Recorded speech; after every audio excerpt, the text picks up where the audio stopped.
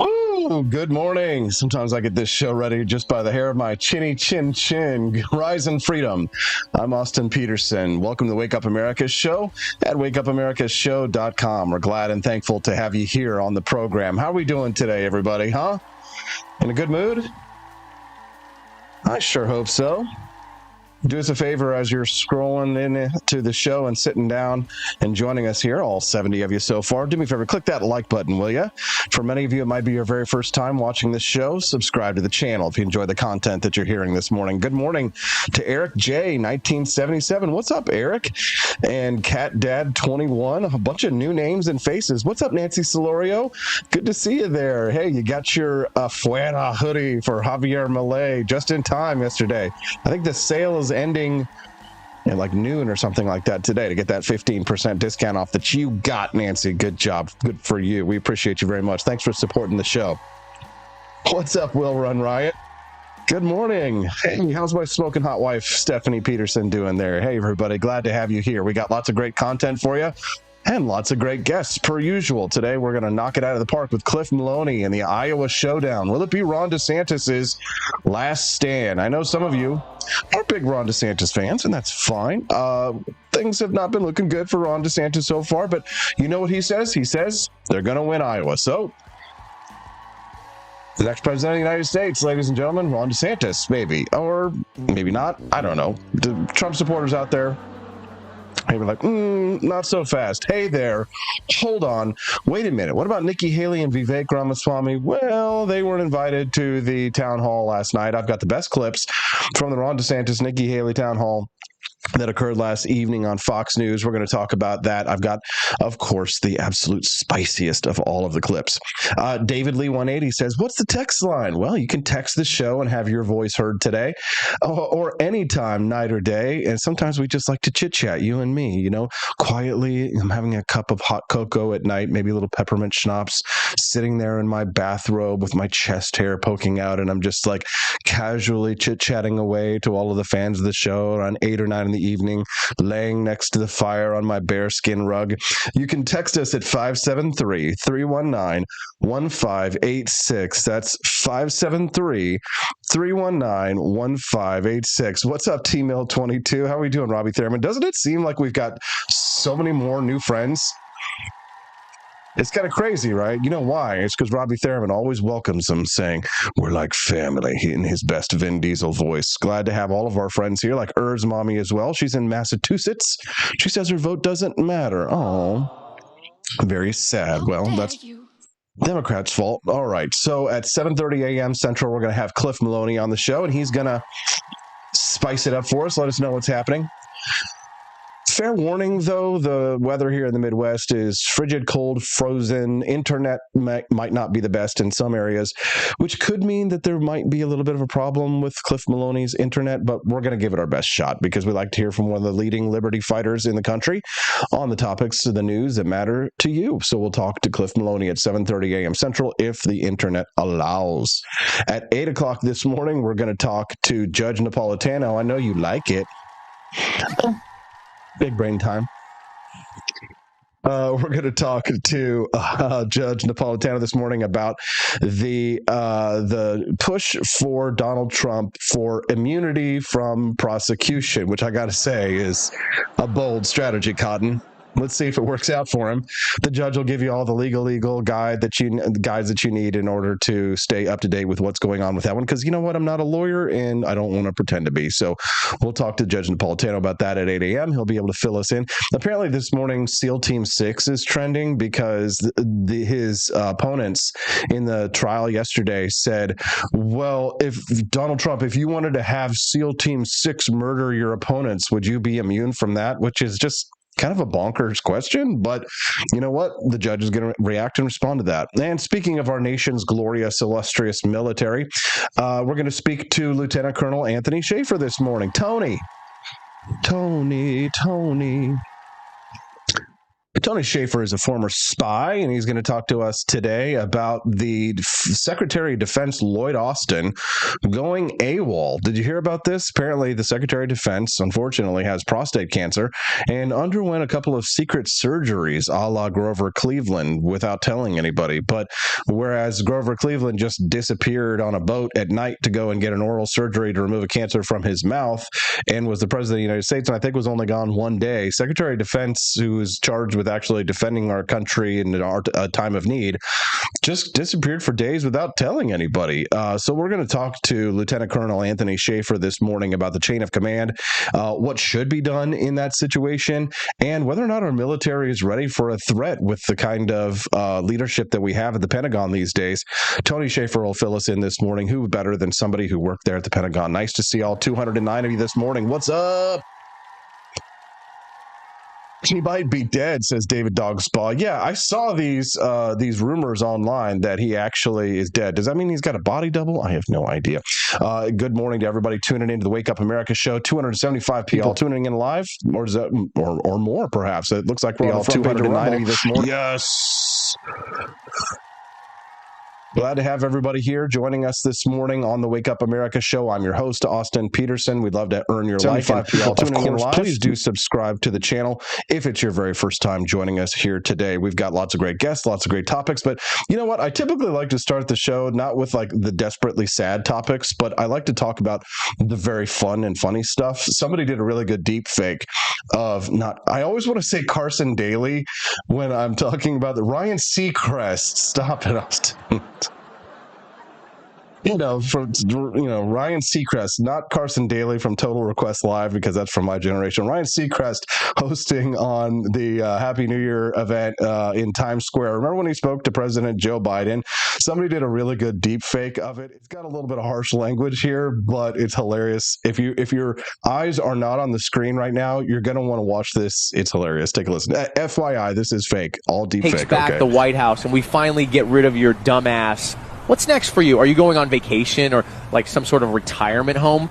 That's a great question. I already got offers from a couple of adult diaper companies. I mean, I already use their diapers, so I might as well make some money using them, you know. Jill wants to put me in a home, but they don't allow showering with daughters and shit, so I'm not that excited about that option. I think we're just going to wait and see. So after... Did you guys get all that? Yeah, so not Carson Daly. Ryan Seacrest there talking to President Biden about what he's going to do when Donald Trump finally puts his butt out there in the cold. Ryan Gaycrest, says Eric J. What's up? Thanks so much for tuning into the Wake Up America show. All right, let's talk about the news. Is this Ron DeSantis' last stand, or is he going to win it all? Let's hear from the man himself. Do or die for you, Governor? We're going to win Iowa. I think it's going to help propel us to the nomination. A lot of time and investment into this state. If you don't outperform on Monday night, what then? I kind of like having lower expectations, to be honest with you.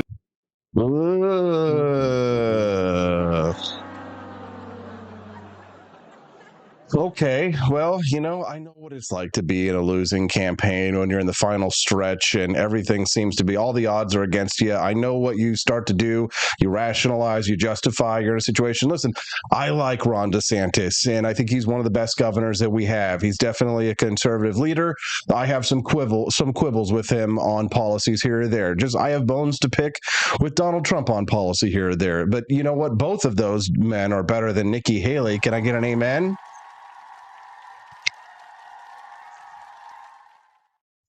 Mommy says, I'm sorry, I just cannot vote for DeSantis. I'm curious, for those of you who are in that camp, why? I'm actually really sincerely, honestly curious about why you couldn't vote for DeSantis. I feel like I could vote for DeSantis. If DeSantis was the nominee of the Republican Party, I would definitely vote for him. But in the primary, I feel like the candidate who is the closest to what I believe is the candidate who's going to take sixth place or something like that. Vivek Ramaswamy.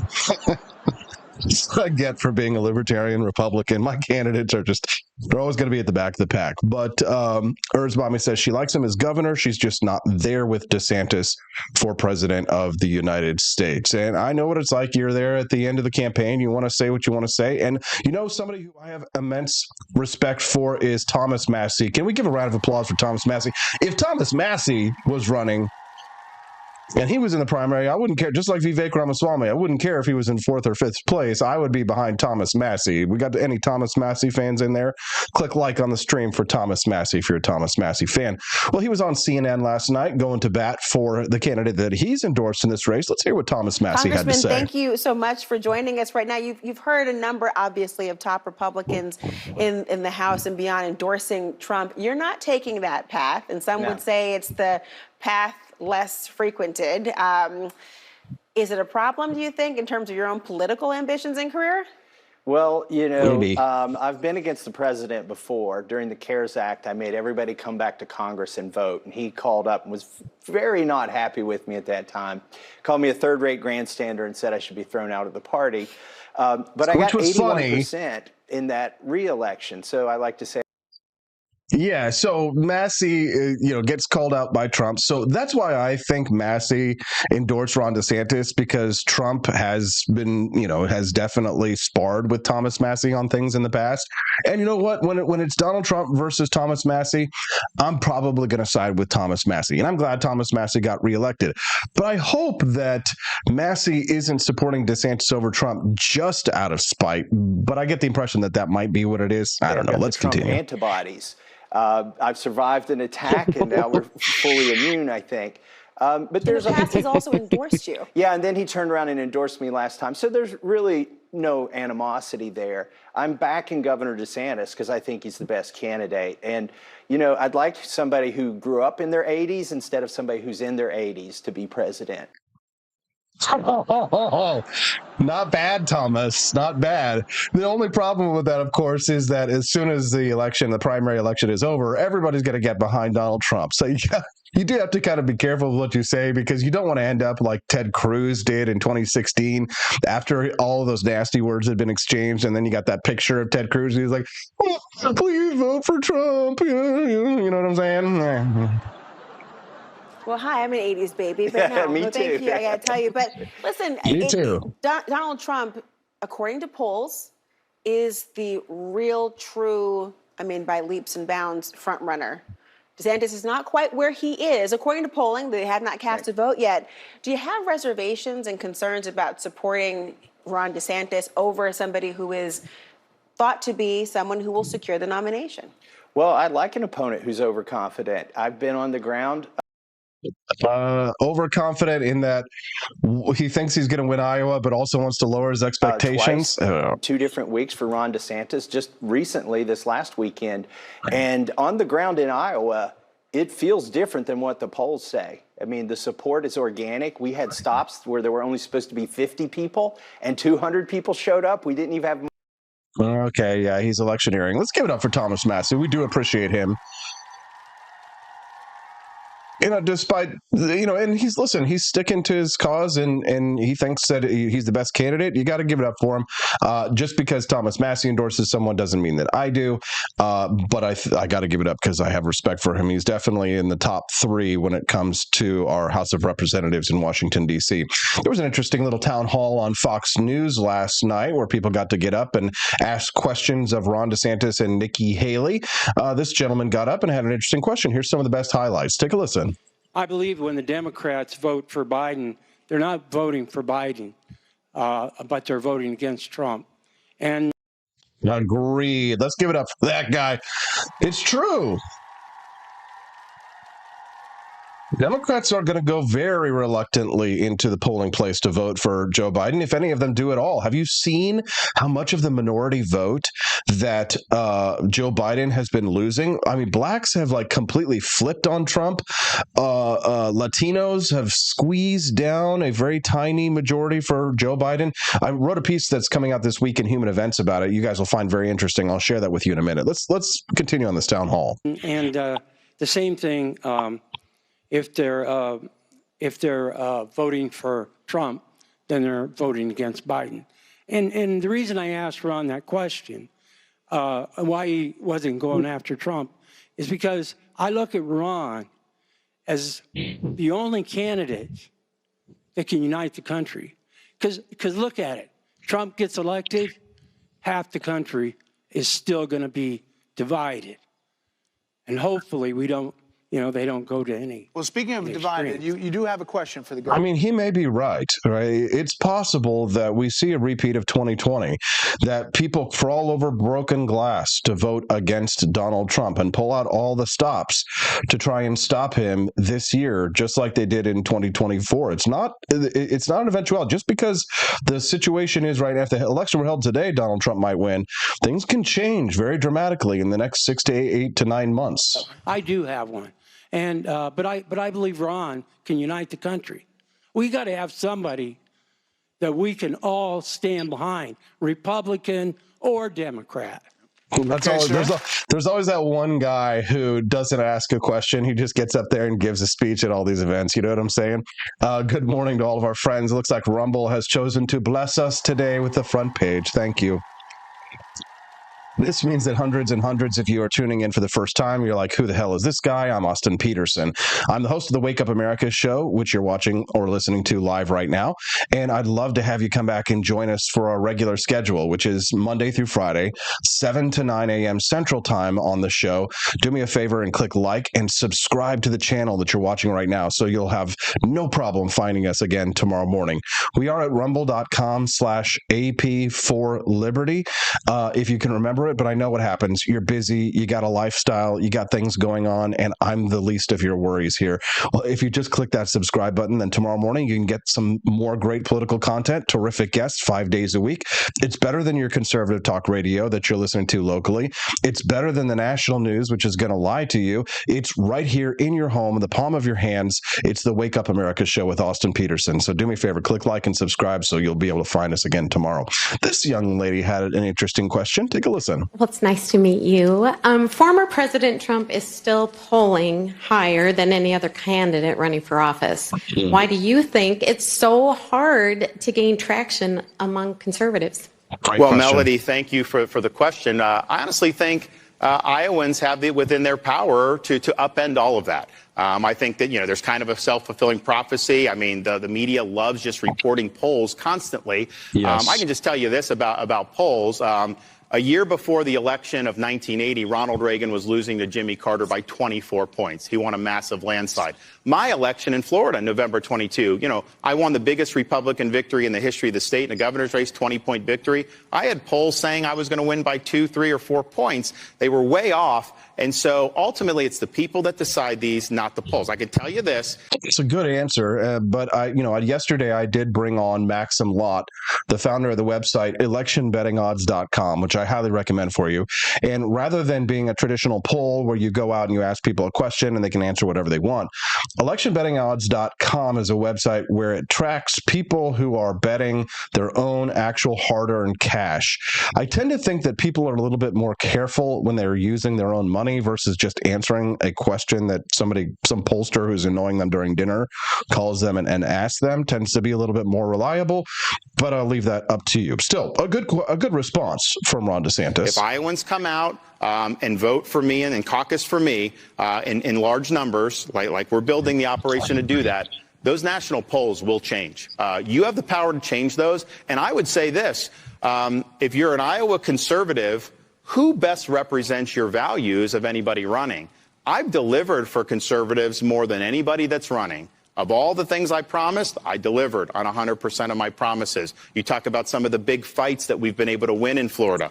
Illegal immigration, banning sanctuary cities, talking about eliminating things like ESG, which is a very pernicious thing that these corporations are doing. We eliminated DEI from our universities. We have now tenured professors in Florida must undergo review every 5 years, and we can terminate you for poor performance. So we're going in and we're winning these big fights on behalf of conservatives. And these are things that Republicans have been talking about for years and years and years.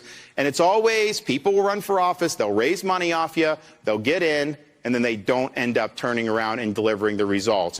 Gotta give it up. If you're like a rock solid, Ted Cruz style conservative Republican, I can see why Ron DeSantis is definitely a good candidate for you. So these are good things. Did you guys see that a bunch of protesters actually interrupted the event as well? This clip is pretty funny. Watch this. You live and you learn with these people, right? It's kind of like you can almost like hear the soybeans in their voice. You know what I'm saying? No oil money, no oil money, no oil money. Eat my soy latte. All right. Well, you guys, all right. That was a mistake. You guys didn't get that one right. Okay. So. All right. This is Dr. Fred. Here we go. Dude, the funny thing is that Ron DeSantis, I mean, he is a killer, right? He served in the military. He was a JAG lawyer, but he could easily snap their necks at any point in time if he wanted to, right? It's very funny. Eric J says, side cam is nice. Looking good, brother.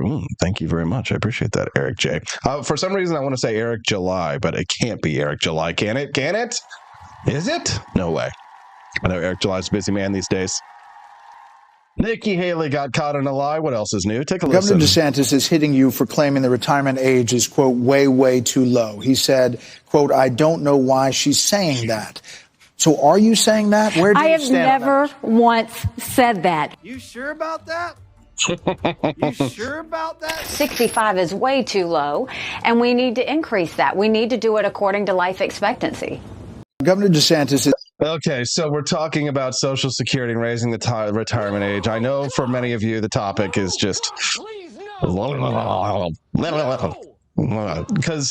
here's the thing. When it comes to raising the retirement age of Social Security, it's probably a good idea, right? For those of you who are like me, you come from the liberty wing of the Republican Party. You don't even think that we should have Social Security. Now, that's not to say for all the boomers who are like grabtastic and are like, paid in. Okay, yes. You should get the money that you paid in back, right? I completely and totally understand that. That is fair. But we should absolutely allow people to be able to opt out of Social Security. Now, in terms of raising the retirement age of Social Security, those are probably the hard decisions and the hard truths that nobody wants to hear that she's got the guts to say, which she probably shouldn't say because it doesn't help you get elected, does it? You can't go on Fox News with all the super mega, like conservative MAGA boomers who want their Social Security. Keep your gall-darn hands off my Social Security, government hands off my Social Security Medicare.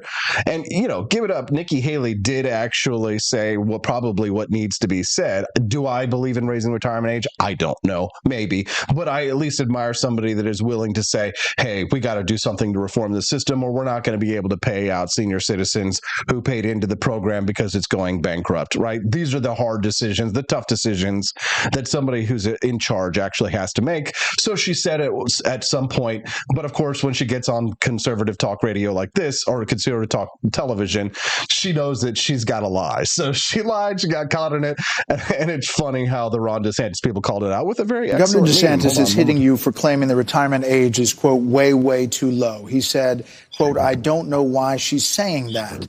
So are you saying that? Where do you stand? I have never once said that. You sure?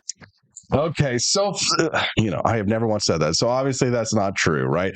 So Governor DeSantis, the problem with Governor DeSantis, which makes me not happy, not that Donald Trump is necessarily going to be any better on this one, is that none of them have the guts to say what Nikki Haley has to say. And Ron DeSantis is essentially attacking her from the left, right? He's essentially saying, you were going to raise the age. You want to raise the age for people to collect their Social Security benefits. And I get it. It's not an entitlement program.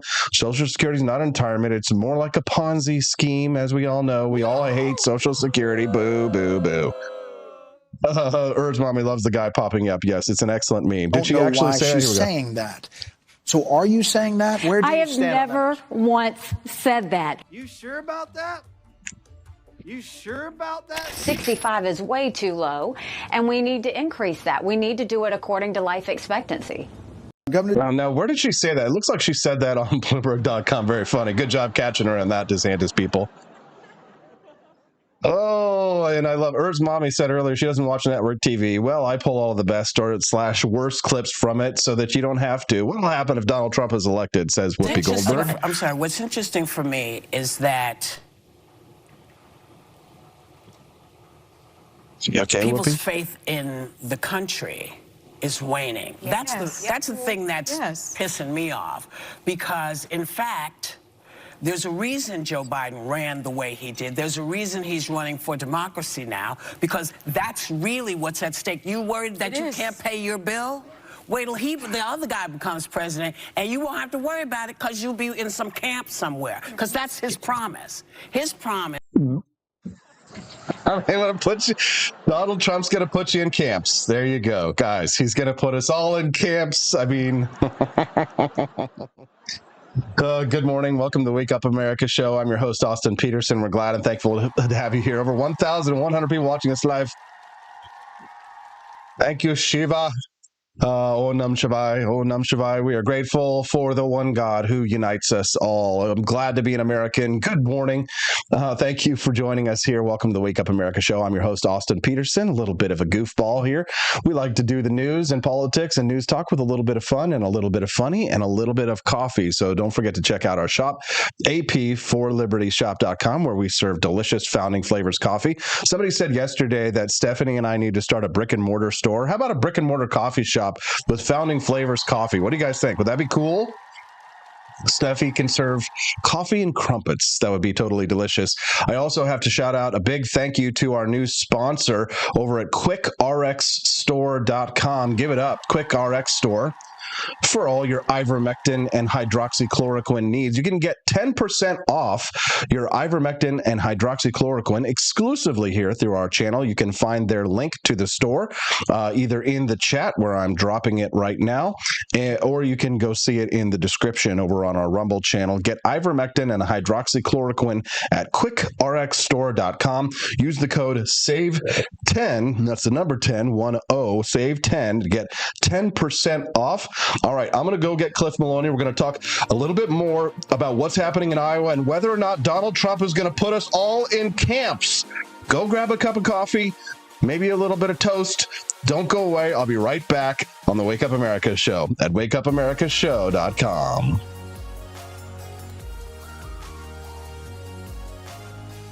As we continually talk about health and things that can help us out in many different ways, we get many questions about ivermectin, where to get it, and we're constantly sending out links. And we thought, you know what? We just work together with QuickRx Store and see if we can get that link with the discount. So sure enough, they have a huge selection at the description box below. It has quickrxstore.com. That's QuickRxStore.com. Click in the description box below and put SAVE10, SAVE10 in the coupon code, and you get 10% off your order. So they have a huge selection of different things. Quality assurance, you can save really big. You can save a lot of money on them. And fast shipping, they've done a really great work for us. We've been able to send many people there. Again, if you're looking for ivermectin, hydroxychloroquine, then head that way today.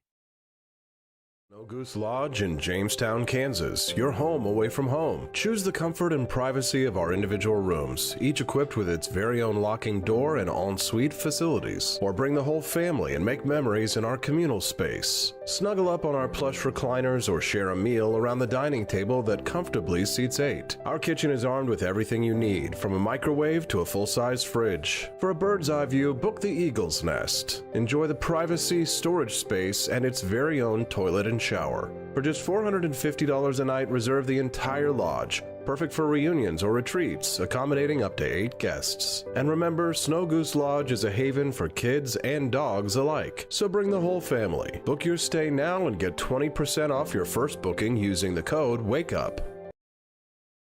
Force behaviors, and at BlackRock we are forcing behaviors. Mao ordered his citizens to throw off the 4 olds. Old thinking, old culture, old customs, and old habits. So, your whole life went in the garbage overnight, no biggie. And those who resisted were attacked by an army of purifiers called the Red Guard, who went around the country putting dunce caps on people. Yeah, who didn't take to being a new kind of mortal being. If you don't force behaviors, whether it's gender or race or just any way you want to say the composition of your team, you're going to be impacted. Well, things haven't been so sweet for Ben & Jerry's after the company posted an anti-American tweet, a few of them, on the 4th of July. The ice cream makers declared the United States was founded on stolen indigenous land. Well, someone should tell Target that, because they're now selling swimsuits with tuckums in the women's section of the store. And they even have a line just for kids. Yeah, we're going to reach out to Ben & Jerry's and ask them how they can live with themselves as they operate a multi-billion-dollar company on stolen land while declaring other people give up their so-called stolen land. This is the child section. This is literally the kids section. I'm next to a literal onesie that says whatever the hell that means. We have "Glad you came out" and "I'm so happy that you're queer" in the kids section. Are you kidding me?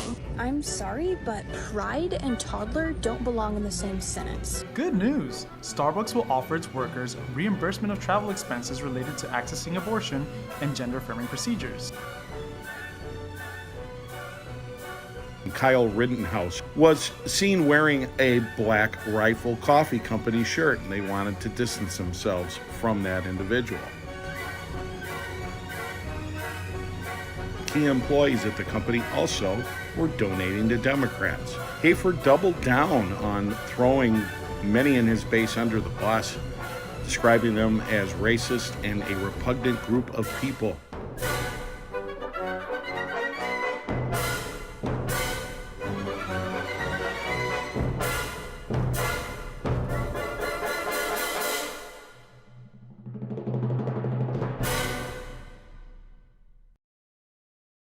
Now, because that's really what's at stake. You worried that you can't pay your bill? Wait till the other guy becomes president, and you won't have to worry about it because you'll be in some camp somewhere. Because that's his promise. His promise to us is he's going to force people to do his bidding.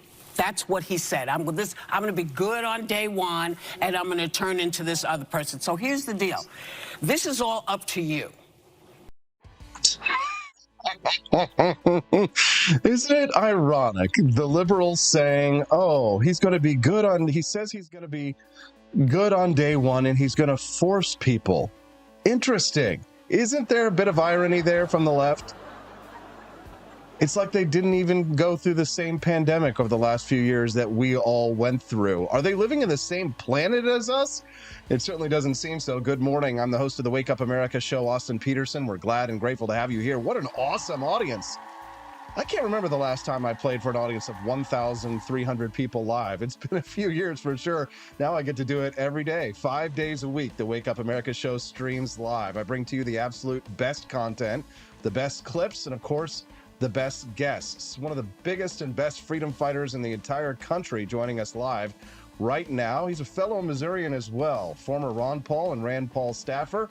His name is Cliff Maloney. Good morning to Cliff Maloney. Everybody click like and say hi to Cliff. What's up, Cliff? How you doing, brother? I'm great, Austin. Thanks for having me today. Dealing with some snow, so I hope the connection stays strong, but it's great to be with you. Yeah, we're all doing our best here this morning. My dad called me at like 4:30 a.m. and said, hey, be careful out there. Black ice, you're going to total your car. So definitely if you have to commute like I did this morning to get into the studio, make sure you drive nice and slow. Are you in Missouri right now, Cliff, or? I am. I'm in Sedalia. I feel like we got about a foot of snow on the ground here. It's been pretty brutal. Yeah, we got a little bit of that as well yesterday here in Jefferson City. Cliff, I just played a clip of Whoopi Goldberg on The View. You probably didn't get a chance to hear it or see it, but I was just laughing because she says if Donald Trump becomes president of the United States, he's going to force us all to do things. He's going to force us all into camps. Your reaction? My reaction is it's the same exact script that they used, both in 2020 and 2016. And I honestly don't think the left has learned their lesson that by pushing this narrative that he is such an extremist, that he is such a dictator, I think they're losing, suburban and middle class America. I mean, it's a voting bloc that they completely locked up in 2020 somehow. But I think that the continuous narrative that if we elect Donald Trump, the world will end. I think a lot of the middle of the road voters are tired of it. And I think they're going to see it come back and spank them in 2024 because people were just tired of that continuous narrative from especially the rich and the elites that if we elect Donald Trump again, things will be horrible. People think about the economy. They think about the kitchen table issues as much as us ideologues want it to be about the Constitution and the principles of free markets and liberty. Most people remember times under Donald Trump. And guess what? Quality of life, cost of living, across the board, things were better. And so the fact that Democrats are doubling down on Trump being a dictator shows me it's the only move they know how to play. Completely agree. Now, Cliff, I don't have Trump derangement syndrome. I have policy differences with Donald Trump. There are things that he says sometimes where I'm like, whoa, where is that coming from? Completely out of left field. Don't agree with him on some things.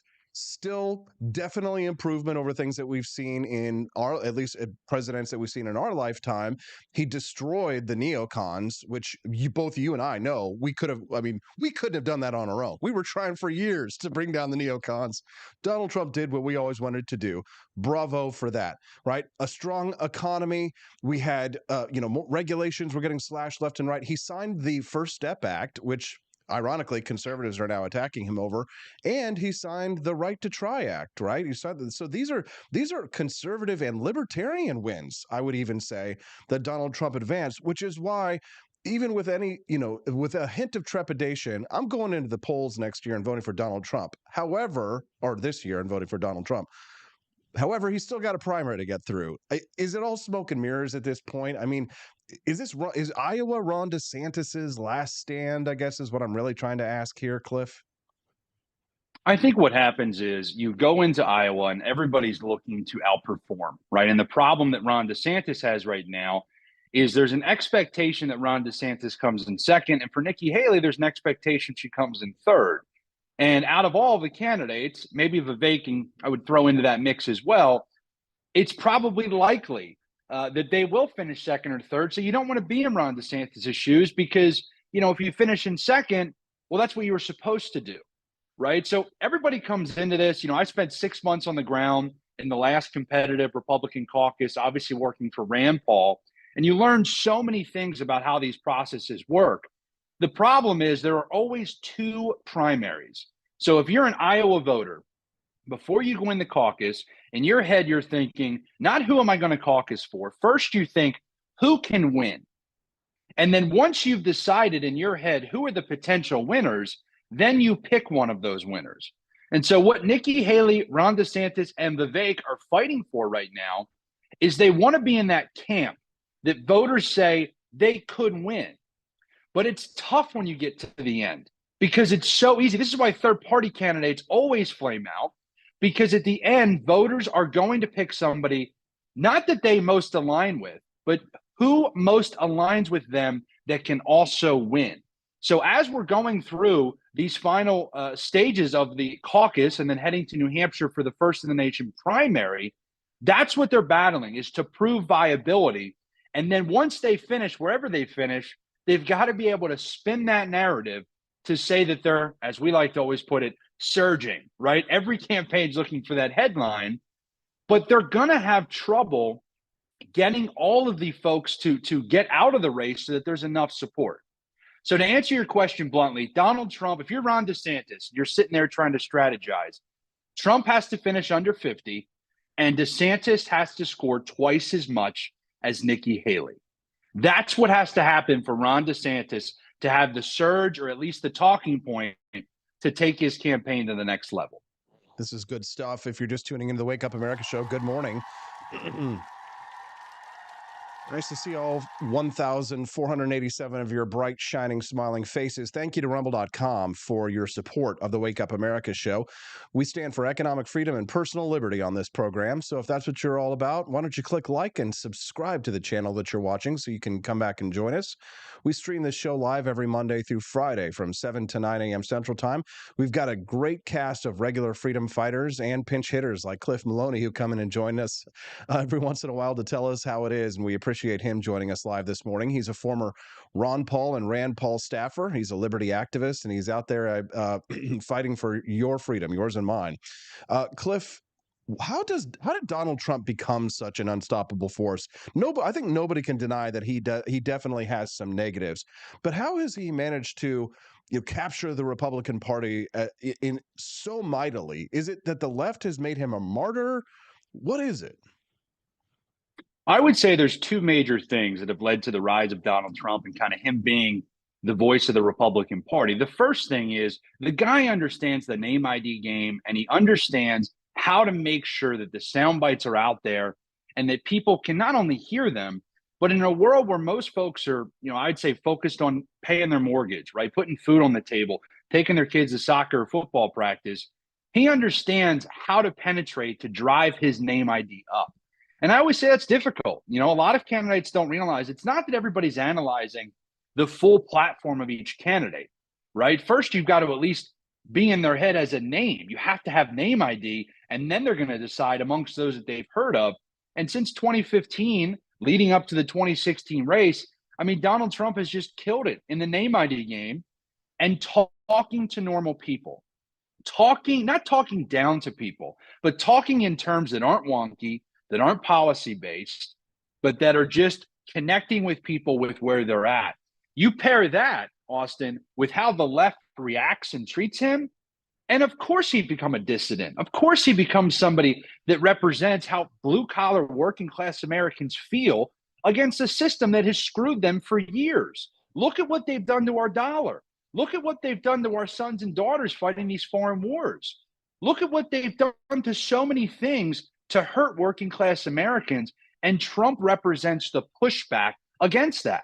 But you have to blame the left because they've created that narrative and they've perpetuated him as the monster, as the devil for the past 8 years, that people are just sick of it. And so it's hard for anybody to get past that on the right because he has represented such a force to push back against the corrupt Democrats.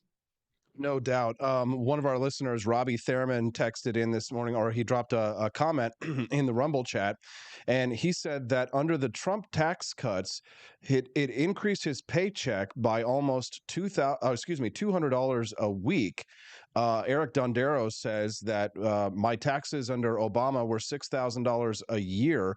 Trump cut my taxes. He got a rebate of $178. That's amazing. Urs Mommy says her quarterly taxes now are $67,000, and I know this year it's going to be a lot worse. Urs Mommy, what do you do for a living? I need to get into her industry. Andy Opperman, you taking applications? Yeah, exactly. Urs Mommy, we'd like to work for you. Andy Opperman dropped $10 in the tip jar. Thank you, Andy.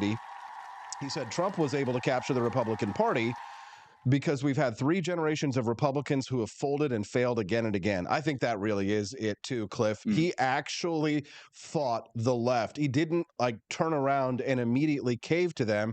There were some things that he did, like not prosecuting Hillary, which was probably a mistake in hindsight. He probably should have gone ahead and do that because they're trying to do that to him. But at the end of the day, you're right. I think, working class, blue collar voters, people like Eric Dondero, people like my buddy Robbie Thurman and others, they don't care about all of this highfalutin policy nonsense, garbage talk. They want to see real substantive cuts to their taxes. They want to see changes to their lives that a president can actually enact. And that's what's going to drive voters to the poll. Joe Biden, the situation he's in right now, he doesn't want the election to be held today. But I mean, a lot can change between now and this fall. I mean, Republicans are masters of the art of defying the odds and snatching defeat from the jaws of victory, Cliff. What do Republicans have to do between now and November? Our House candidates, our members of the House of Representatives, our senators, what do Republicans have that aren't Trump? What do they have to do to maybe ride his coattails a little bit and also just not screw up this opportunity that seems to be landing in our lap? 3 things I have for you. 1, Bidenomics. We got to pray to God that Joe Biden is on the ballot, okay? Because I just think people don't realize that that's the biggest variable and the biggest curveball that I'm actually surprised at this point Democrats haven't made the move. And maybe they're just going to stick with their guy. But at the end of the day, that would be the biggest thing that would shake up this election, is if you change the top of the ticket. People say, well, is Trump going to be the nominee? A bigger question to me is Biden going to be the guy? That's the first thing you should keep your eye on.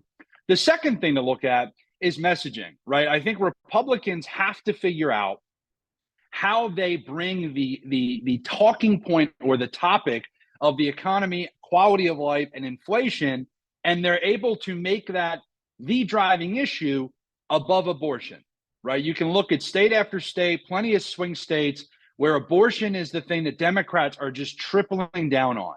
This war on women, that is the issue that they're running on. Republicans don't believe in reproductive rights. That's the message that Democrats are driving. Republicans, I'm not saying they have to change their message, right? I'm not here to say that. I'm just saying they have to figure out a way to get their message of the economy and bringing our inflation under control so that cost of living is not this crazy Bidenomics. They have to figure out a way to message that.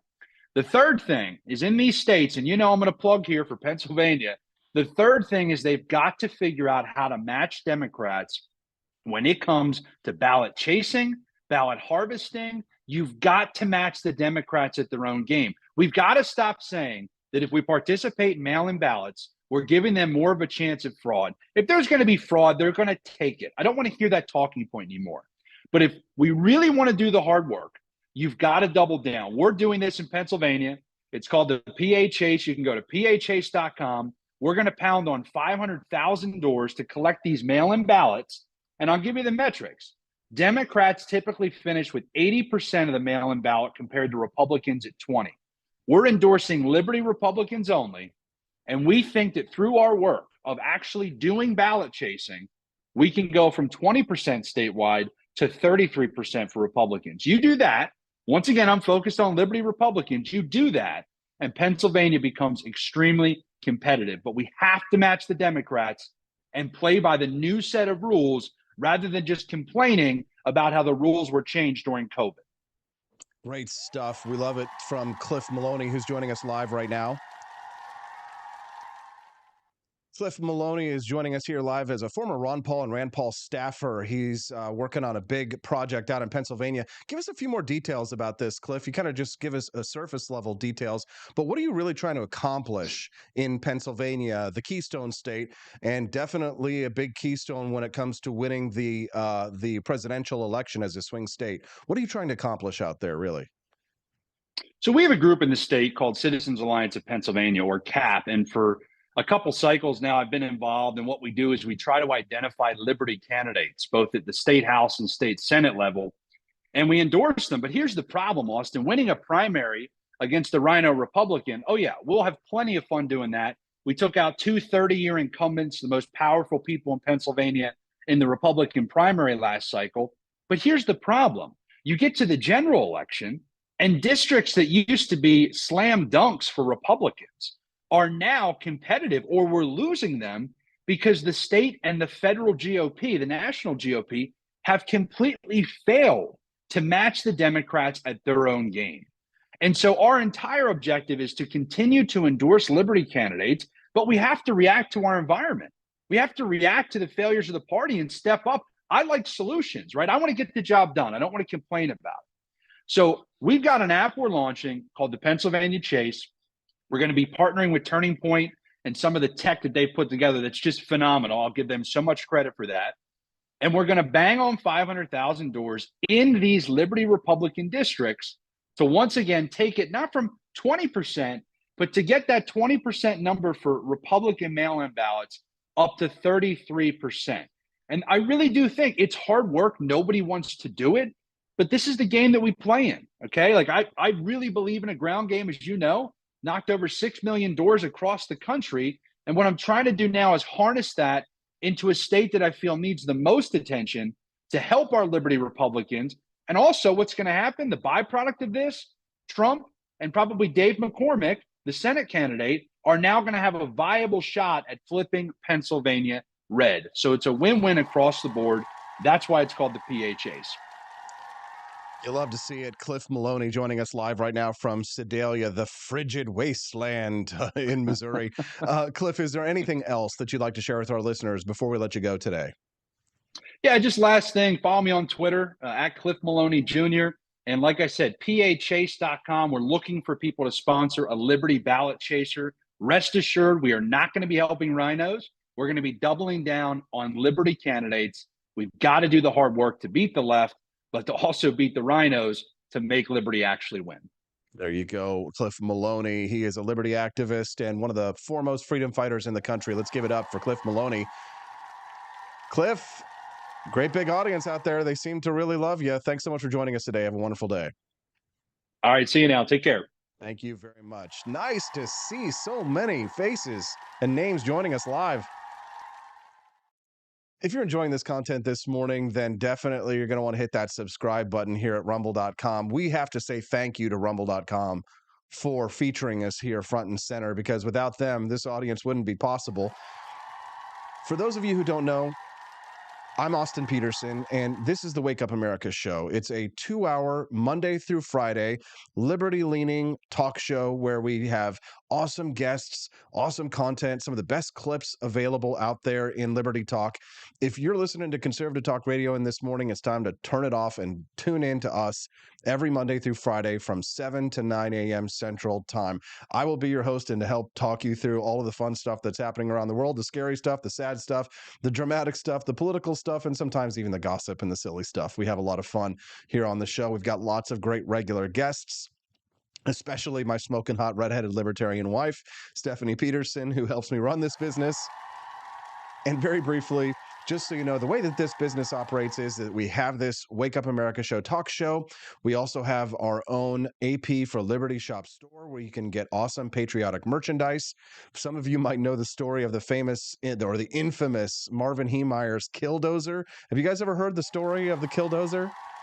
For those of you who already do, we have some awesome merch over at ap4libertyshop.com. That's AP, the number 4. Some of you might have heard of the Thunder from Down Under. No, not that Down Under, not Australia, but afuera, Javier Milei, the libertarian president of Argentina, who I'm a huge fan of.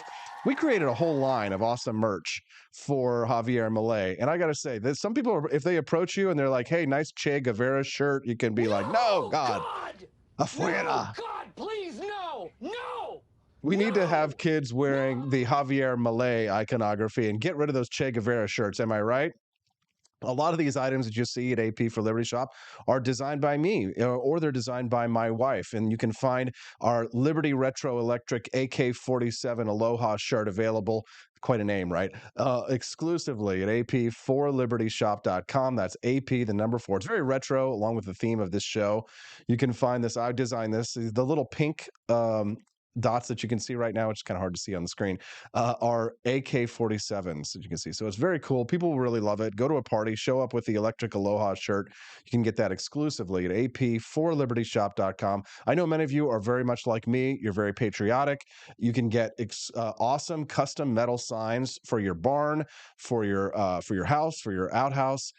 You can customize awesome signs like this one says Delta Squad, but it can say whatever you want. You can also choose whichever rifle you want. It doesn't have to be a SCAR.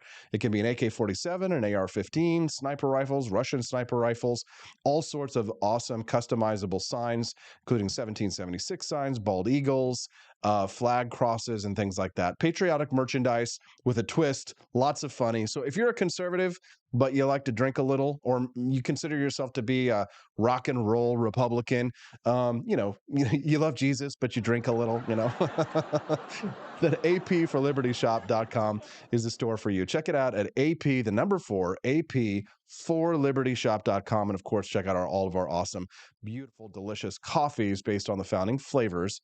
Again, at AP, the number 4, ap4libertyshop.com. We've got lots more content to go. Judge Andrew Napolitano is going to be joining us here in just 5 minutes. I'm all very excited about that. We're going to talk to Judge Napolitano a little bit about the immunity claims that he's seeking for in his criminal trials. Donald Trump, the Supreme Court apparently has declined to fast track the Trump immunity case. January 6th still kind of looms large over the 2024 election. The High Court's denial of a request from special counsel Jack Smith that it bypass a lower appeals court increases the chances that the former president's trial on charges that he interfered with the election will be delayed beyond the March 4th start date. So Trump's lawyers have been trying to push back the trial so far without any success. We're going to talk about that with Judge Andrew Napolitano in a little bit less than 5 minutes from now. But the left, of course, they want to talk about January 6th every day. I like this comment that I heard from Kellyanne Conway, where she was on Fox News the other day, and she says that every day liberals wake up and their iPhone is set to January 6th, and their alarm goes off, and it's time for them to go have an abortion. They get in their electric car and they go get an abortion. Very funny stuff. I played that clip like a couple of weeks ago. Judge Andrew Napolitano coming up next. We're going to talk a little bit about this Trump immunity charges. We need a lawyer. How about even better than a lawyer? A judge. Former New Jersey Circuit Court Judge Andrew Napolitano joining us live in less than 5. Don't go away. We'll be right back on the Wake Up America Show at wakeupAmericaShow.com. Commercials are a great time to go shopping at the store, don't you think? Expansive time, a year might seem like a mere moment, but oh, what a year it's been. In September 2022, Austin and Stephanie Peterson embarked on a journey to wake up America. They began humbly, with just 20 souls tuning in, learning, listening, and though challenges arose, like the looming shadow of YouTube demonetization, their spirit never waned. And now, thanks to you, thousands rise with the sun to join them, to listen, to engage, to be a part of a community. So here's to you, and to Wake Up America, for memories shared, for friends made, for the journey ahead, and for never, ever forgetting to rise and freedom. Happy anniversary. I'm Donald Trump, and I approve this message. Believe me, Austin Peterson is the best. He's got the greatest Wake Up America show I've ever seen. Whenever I tune in the mornings and watch the live stream, let me tell you, he has got the absolute best content. I love his guests. It's just a total blast to watch, and I highly endorse and recommend the Wake Up America show. It's terrific, believe me. Is the outdoor of your home about as exciting as a library? Then spice it up and unbore your space with our custom metal signs. Crafted with love and a bit of libertarian magic, you can customize your own metal sign at ap4libertyshop.com. So head to ap4libertyshop.com, customize your own metal sign today.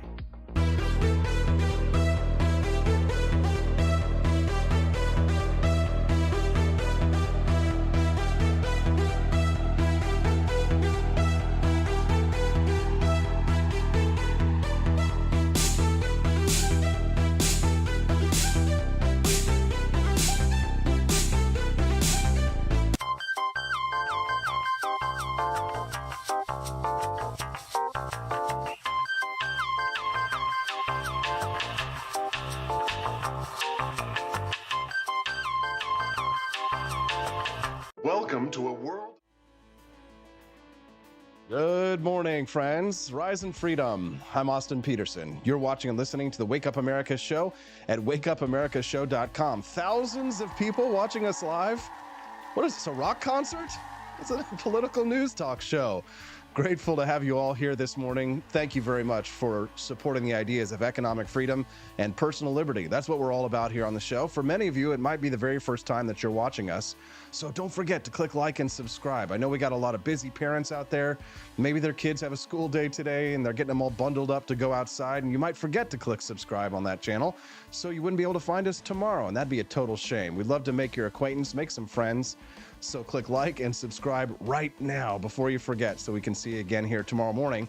We do stream the show live every Monday through Friday from 7 to 9 a.m. Central Time on the Wake Up America show. We bring you the best content, the best topics, the best clips, and of course, the absolute best guests. Everybody loves Wednesdays. Do you know why? Because my regular guest, Judge Andrew Napolitano, brings the heat with the best in freedom fighting in the world. One of the leading liberty activists out there and a close personal friend of mine. Judge Andrew Napolitano is the host of the Judging Freedom podcast.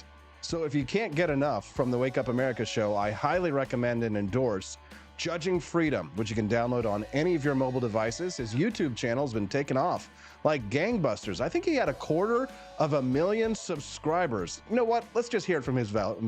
You guys want to hear him anyway. Good morning, Judge. How you doing, sir? Oh, I'm great. Thank you for that happy, effervescent, and flattering introduction. Judge, you did I do get my best 250,000. I do my best to stand up for the primacy of the individual over the government. And yes, we are dear, wonderful, lifelong friends, and that gives me joy every time I think about it. Judge, did you passed 250,000, I think, YouTube subscribers? 262,000 right now. Yes. Yes.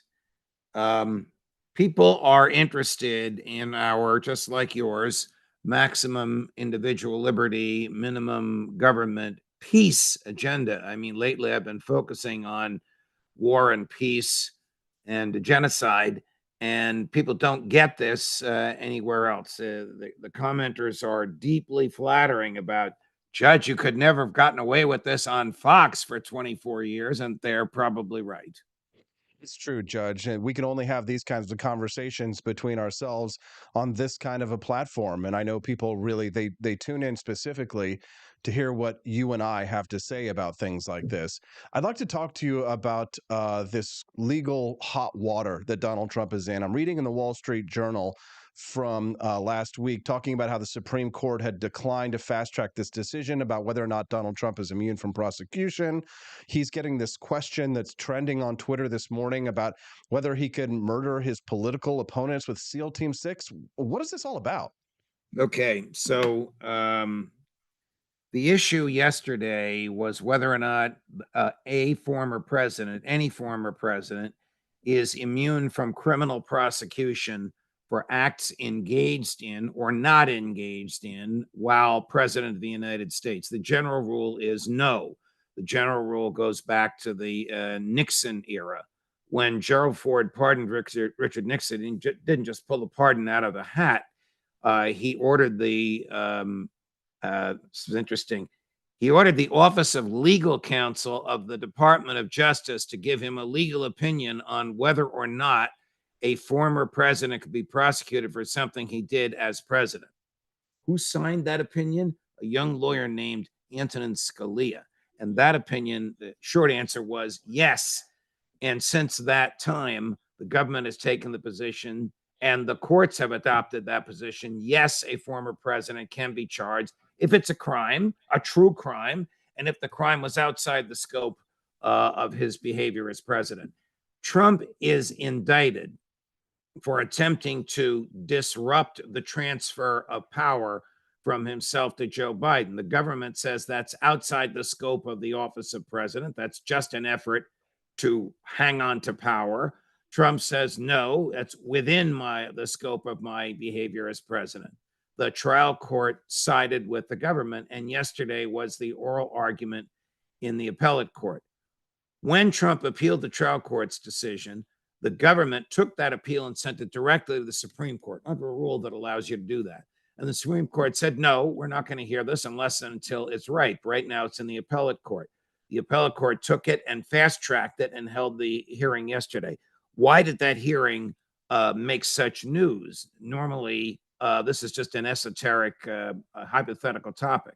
Well, two reasons. One is the defendant is the former president, who is the leading Republican candidate for renomination and whom the polls show would probably beat Joe Biden if the election were today.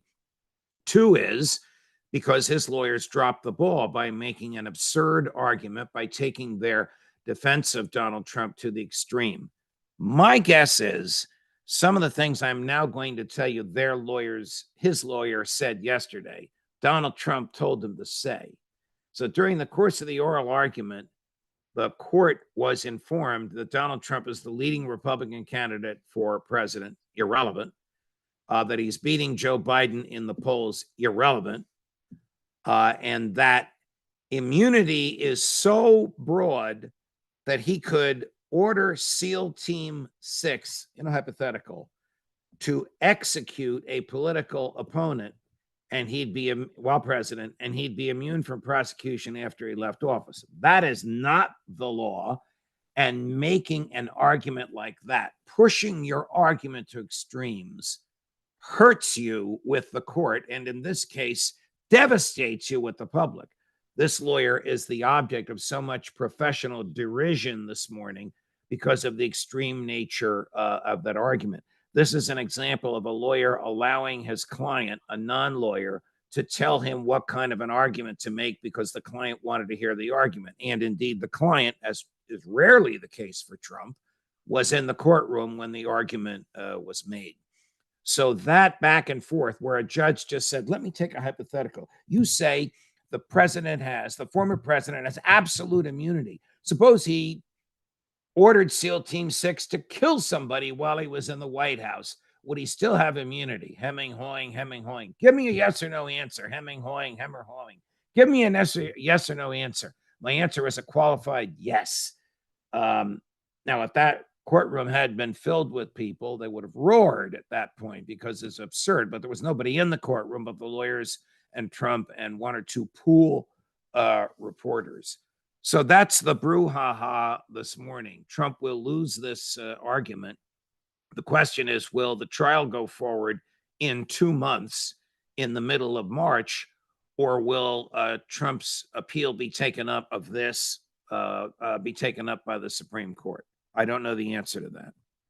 Gosh, this is quite a mess. And we've been talking about this as a constitutional crisis, which just seems to be hurtling forward. The fact that Donald Trump is quite likely to become the Republican presidential nominee while facing these charges and is likely to lose some of these cases, whether through merit or not, it sets the United States on a course that could lead to violence. I mean, this is a political question here, Donald Trump.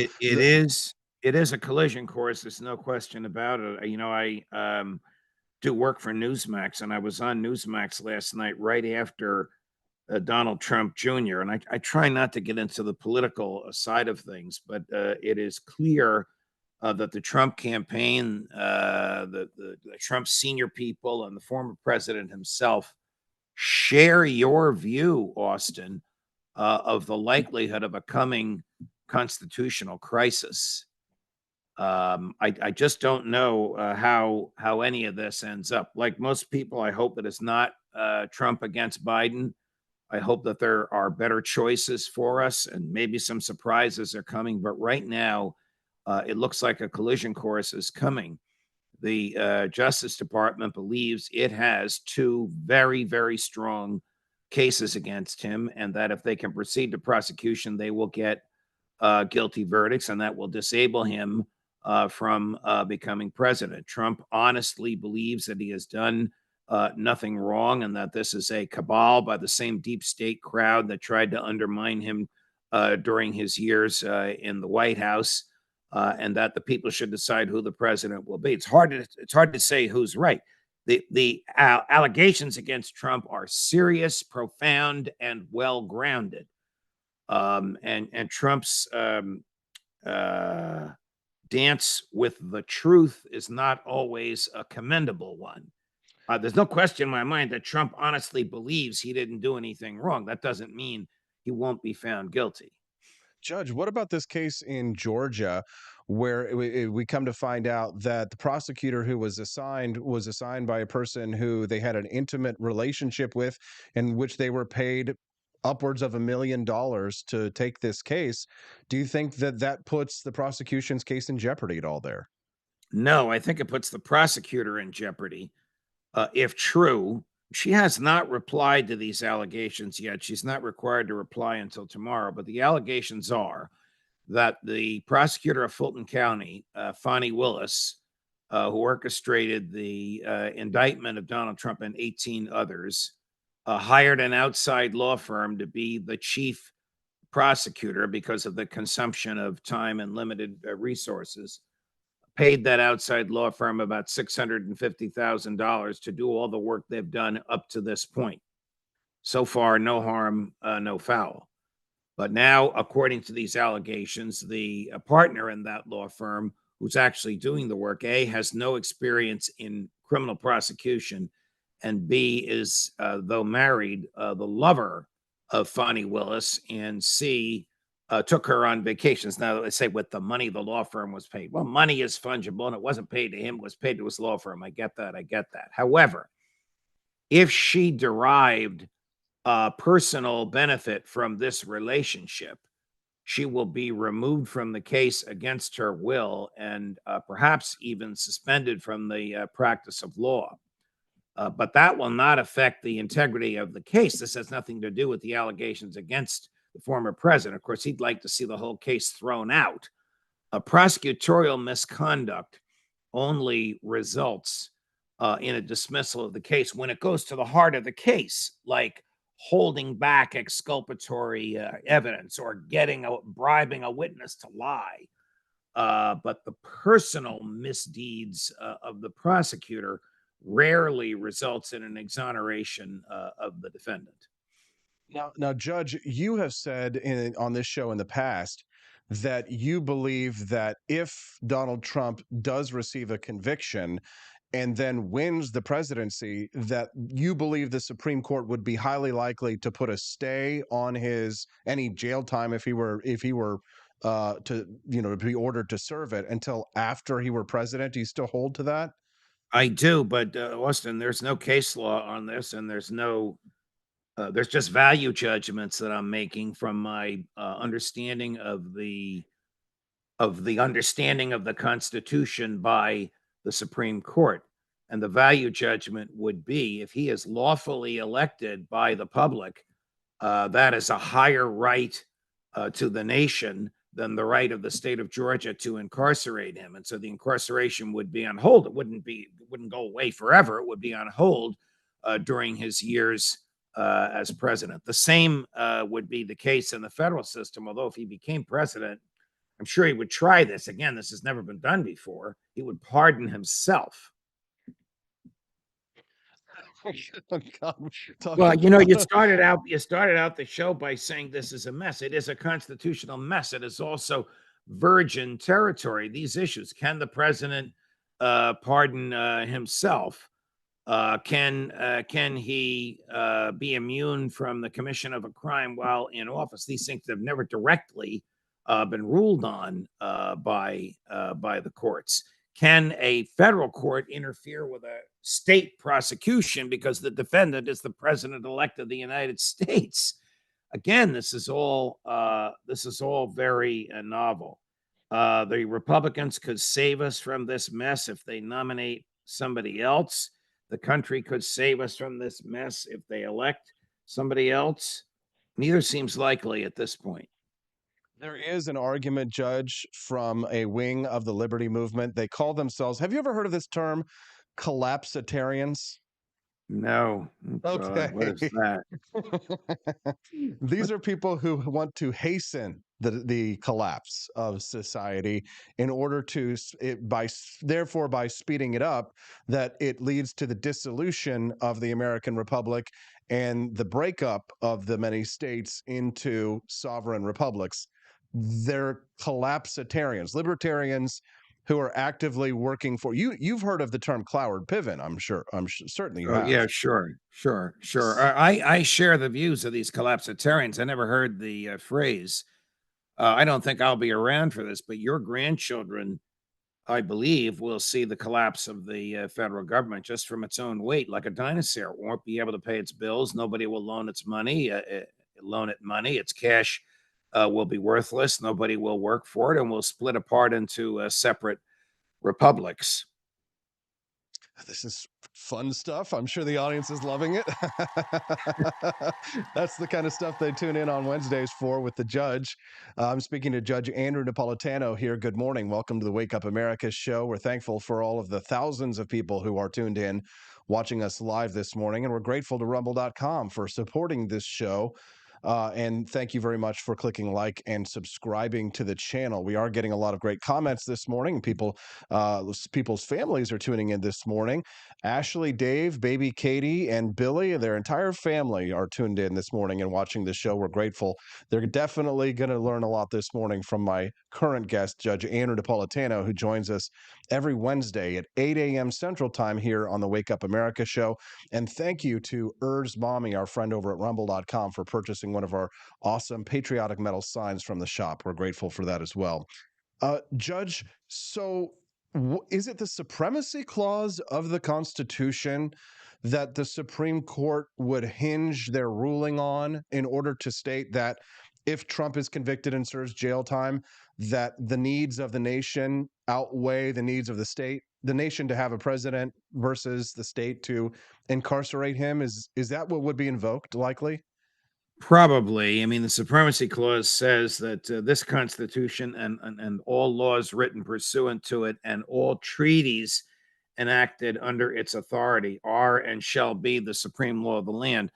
I mean, that basically says that something in a state constitution or a state law that conflicts with the federal would defer to the federal. Now, there are limits to that because there are areas where the feds have theoretically no jurisdiction whatsoever, and where there is a conflict, the state law would trump. Let's say, for example, speed limits on highways.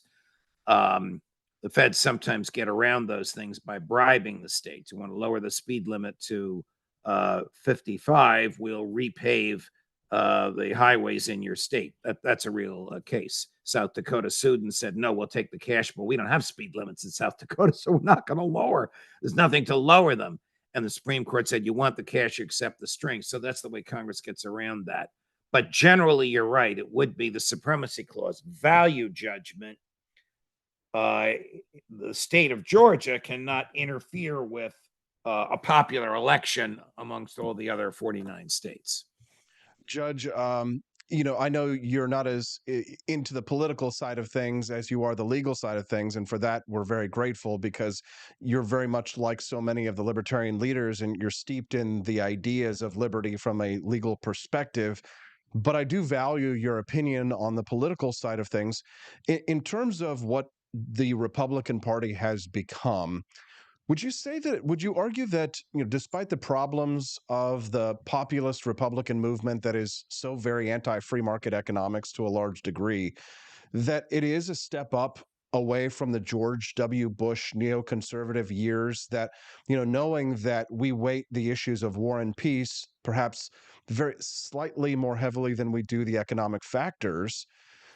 Do you look at the Republican Party today as, even with the problems of the populist factions being opposed to our Austrian ideas, do you see the Republican Party as improved over the Bush years, even to a very small extent because of the war issue?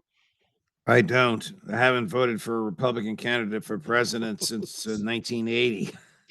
maybe I voted for his reelection in '84. I don't remember. I don't know what the Republican Party stands for. I can't imagine that I would vote with the Democrats on anything except maybe some civil liberties issues. But they say what they stand for. They stand for big government. They stand for government in your face. They stand for the surveillance state. They stand for the warfare state. They stand for the nanny state, and they do what they say they're going to do. The Republicans say they don't stand for any of that, and then they do it anyway. Aren't you glad that the Republicans took over the House of Representatives so we don't have to worry about this crazy spending anymore? Oh, wait a minute. I forgot. Mike Johnson just agreed to the same deal that Kevin McCarthy and Nancy Pelosi had agreed to 2 years ago. The deal that got McCarthy kicked out of the speakership. These people are for the birds. There is a handful, a gaggle of them. It grows from 10 to 40 to 100, depending upon how safe it is politically to dissent. They are conservatives, conservative libertarians, and a few of them are out and out libertarians. But with the exception of those people, the Republicans stand for nothing other than opposing the Democrats. And by the way, what did Mike Johnson, the Speaker Johnson, also say after he announced this deal? We think we'll get your $68 billion, President Zelensky. Don't you worry about it. $68 billion to a dying, failing Ukraine, fighting a war that was totally unavoidable only because Joe Biden wanted to run for re-election as a wartime president. Now, Judge, there's an old bit by a comedian, I forget his name. Where he talks a little bit about what happens. Why is it that nothing seems to change when you go from one administration to another, and the new president comes in always promising reform? Obama promised hope and change. It was more of the same, right? More drone bombings, more spending, more government, right? Didn't matter who it was that got elected. And his theory on this which was a bit of a joke, but I think it has a little bit of a truth there to it. And I wonder what your thoughts on this would be. His joke was that when any new president gets elected, they take him into the Situation Room and they show him a video from the grassy knoll, of the angle from the grassy knoll, and they say, you're going to do what we say here. You thought you were going to make all these changes, but when they get in there, really the president realizes the scope of the challenge of actually reforming the government or changing the deep state. In a way, the truth is, it may be that it's larger than one man to be able to actually accomplish. I mean, Javier Milei can revolutionize the government in Argentina because they are on the state of collapse. Collapsitarianism happened in Argentina, but in the United States, our government can still be bolstered by a strong economy. We don't know for how long, but it keeps the deep state alive. The tax dollars flow to the government, and things continue on, and the bureaucracy and the deep state continues to grow. Do you think there is that kind of that pressure on any president, no matter what kind of a hope and change message that they come in on, that at the end of the day, the president of the United States really has only so much power, and that it's true that the bureaucracies really are the ones who run things? Well, the short answer would be yes. The longer answer is a one-liner from our friend and colleague, Tom Woods. No matter who you vote for, you end up with John McCain. Love that one. He could look like Barack Obama. He could sound like George Bush, but he's really, and he could act like Donald Trump, but he's really John McCain. Well, now I'll scare you about this grassy knoll thing. In one of the last conversations I had with Trump before he left the White House, when he was asking me about his last-minute pardons, and I won't go through the names of the pardons. Some of them he took my advice, some of them he didn't. He did not take my advice on Julian Assange and Edward Snowden, even though he said he was going to. He later sent me a message that he was talked out of it. Another story for another time. I did say to him, among the many promises you made that you didn't keep, and that got him going, was the promise to reveal the JFK files. Why don't you do it? You got 4 days left. This was January 16th, 2021. And he said to me, Judge, if you saw what I saw, you wouldn't release those files either. I said, what did you see? He said, someday when we're together and there aren't, and then he raised his voice, 15 people listening to the phone call, I'll tell you. End of story. Now, I don't know who this comedian is or who this person is that makes this argument, but there may be more truth to it than one thinks. On the other hand, if the argument is a metaphor for the fact that the 2.5 million bureaucrats in the government who basically can't be fired and basically do things because that's the way it was always done, collectively have as much power as the president, it's a good argument.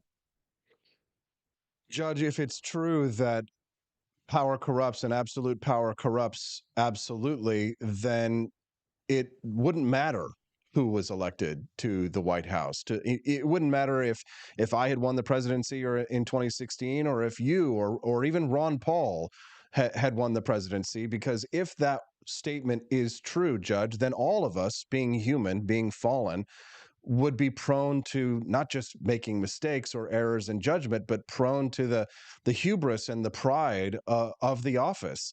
I mean, this I think, of course, justifies our belief in limited government, because if the government is small, then even people like ourselves couldn't do the damage that would come naturally. But do you believe that's true? That even like if people like yourself or myself or even Ron Paul were to get into office, that we would succumb to the allure of power? Be very, very difficult not to. I mean, the greatest example in history of not succumbing to power is Jesus on the cross. If you believe he was the Son of God, as I do, he obviously had the power to come down from the cross and slay those who were tormenting him, but he chose not to. He was God, so he obviously had supernatural powers. It makes a difference in the fringes. It makes a difference in the courts. The mentality of the jurists appointed by a Ron Paul or a Donald Trump or an Austin Peterson, as opposed to those appointed by Barack Obama and and Joe Biden. It may make a difference in certain legislation, but you're right. The powers of the federal government have so far exceeded those supposedly restrained and articulated in the Constitution that it's beyond the scope or control of any one man. Judge, one more question related to current events, and then I'd like to talk about your column and have you sneak preview for us. The Ray Epps question. He gets a year probation, $500 fine. Meanwhile, Enrique Tarrio of the Proud Boys, who wasn't even at January 6th, gets 22 years. Do you think Ray Epps is a Fed? I think he was, well, listen, I don't want to be sued. He sues everybody under the sun. I think there is an argument that some people have made that he was collaborating with the feds. If he were to And sue, the feds do this. The feds do this all the time, and the state governments mimic the feds. They will take somebody and charge them with a crime and then bribe the person to say what they want to hear by going easy on that person. This is going to happen to Trump with several of his lawyers, Sidney Powell, Jenna Ellis, Ken Chesbrough. They don't necessarily have to put these people on the witness stand because they all have a lot of baggage, but they can download from these people what these people know about Trump, just like they can download from somebody who is the eyes and ears of the feds at the time of this behavior. The feds do it all the time, and sorry to say that the courts go along with it. Look, if Trump had been really smart, you know what he would have done on January 19th? Pardoned everybody on January 6th. You don't need to name the people pardoned. Jimmy Carter, famous or infamously, at the time I thought infamously, now I think famously, pardoned everybody who left the country to avoid the draft during World War II. Didn't he name them by name? No. Had they actually been charged? No. When Jerry Ford pardoned Richard Nixon, Nixon hadn't been charged with anything, but it was an effective pardon. Trump could have done that. I'm sure he had other things on his mind, but it would have saved a tremendous amount of grief and a tremendous amount of wasted federal assets. Our audience really appreciates your point of view, Judge. Lots of cheers and applause for you. TF13 over on Rumble says he does like Judge Napolitano and his thoughts. Big thumbs up. Judge, we can hear more about your thoughts on your awesome Judging Freedom podcast as well as your weekly column. Do you want to give us a sneak preview? Today at 3:00, I have Phil Giraldi, former CIA, who will analyze, just as Professor John Mearsheimer did last week, the South African complaint in the International Court of Justice alleging that the Israeli government is perpetrating genocide. I don't know what the Israeli defense is. The complaint in that case is replete with everything from statements by the War Cabinet and Prime Minister Netanyahu to videos of what's happening on the ground. There's really no way to refute it.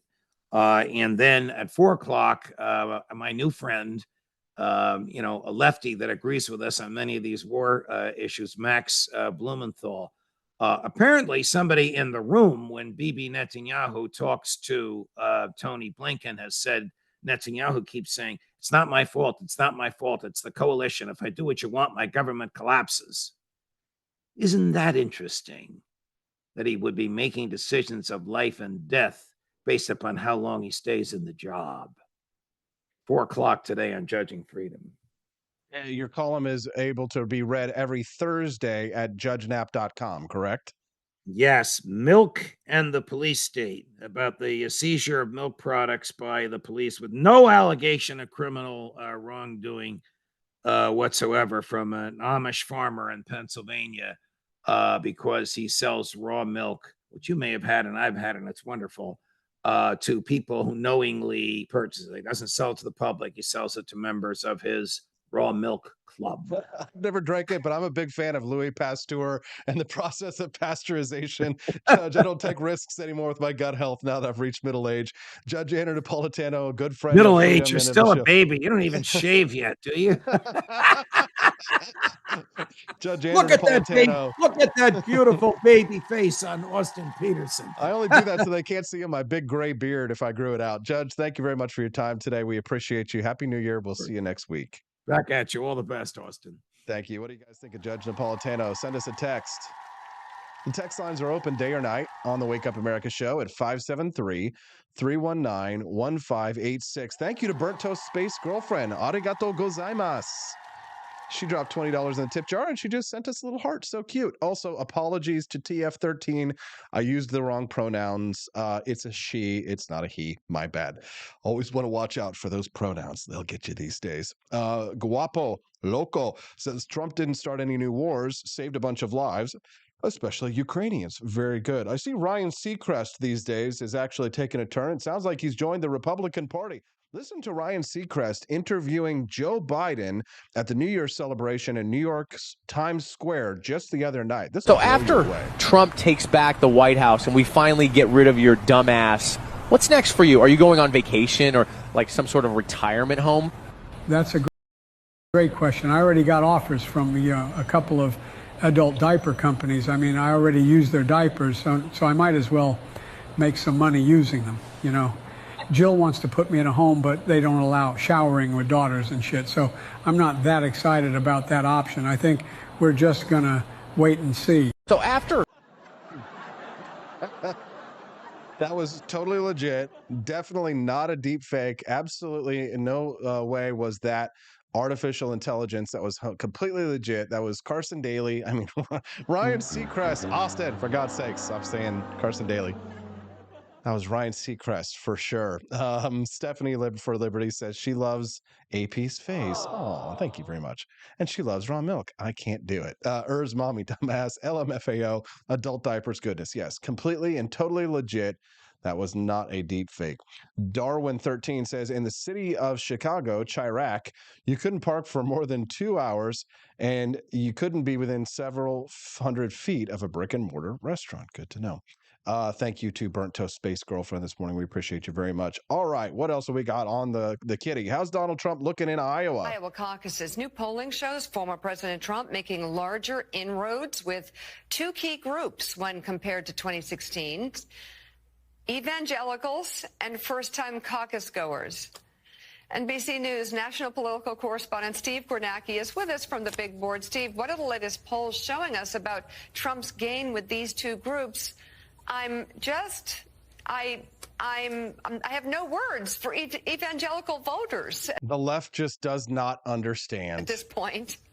It's just in terms of the numbers on this, I'll show you here in a second. It is a dramatic, pick your adjective, dramatic turnaround, I'll say, since 2016 in terms of where Trump stands with evangelicals. We've seen this nationally, and I think it's the biggest story in Iowa. Just as a refresher, 8 years ago, Iowa caucuses, first time in the 2016, first contest of the 2016 process. Remember, Trump lost Iowa. He came in second to Ted Cruz. He barely held off Marco Rubio for third place. Remember, there were a couple days there after Iowa in 2016. People were saying, hey, maybe this Trump thing will all fall apart. He ended up winning New Hampshire, turning it around. But the overriding reason that Donald Trump lost Iowa in 2016 is right here. This is the exit poll from the caucuses. This is the evangelical vote. About 64% of the Iowa Republicans. By the way, isn't it sad that Rand Paul's there at 4%? You're just like, no. Iowa, you just didn't understand Rand Paul. And, you know, a lot of this vote, it's a popularity contest. 4% Rand Paul is boo, Iowa. Donald Trump came in second there, 22%. Republican electorate in 2016 was evangelical. And look, Ted Cruz won it. He won it by double digits, 34-22 over. I guess the one nice thing about Donald Trump is that him winning is that it does show that you can win the evangelical vote without being an evangelical conservative Republican, if you think about it, right? A lot of people think, oh, well, the evangelical Republicans, they'll only vote for somebody if they're a Christian like they are. But I think Donald Trump really, you know, being like the millionaire playboy. And, he's not necessarily the stereotype of what you think of as like your Sunday morning Christian, right? Example. But it does show that evangelical conservatives Christian conservatives will vote for someone who is not an evangelical Christian conservative, which I think is refreshing. For Donald Trump. So Cruz with a double-digit win among evangelicals. There was a lot of resistance, a lot of skepticism. Trump had some support with evangelicals, but Cruz was the candidate of the evangelicals in Iowa in 2016, and he won the state. So that was 2016. Our most recent NBC News Des Moines Register poll out of Iowa. This is about a month old, but this is what we've been seeing all year. Among evangelicals, look at the turnaround.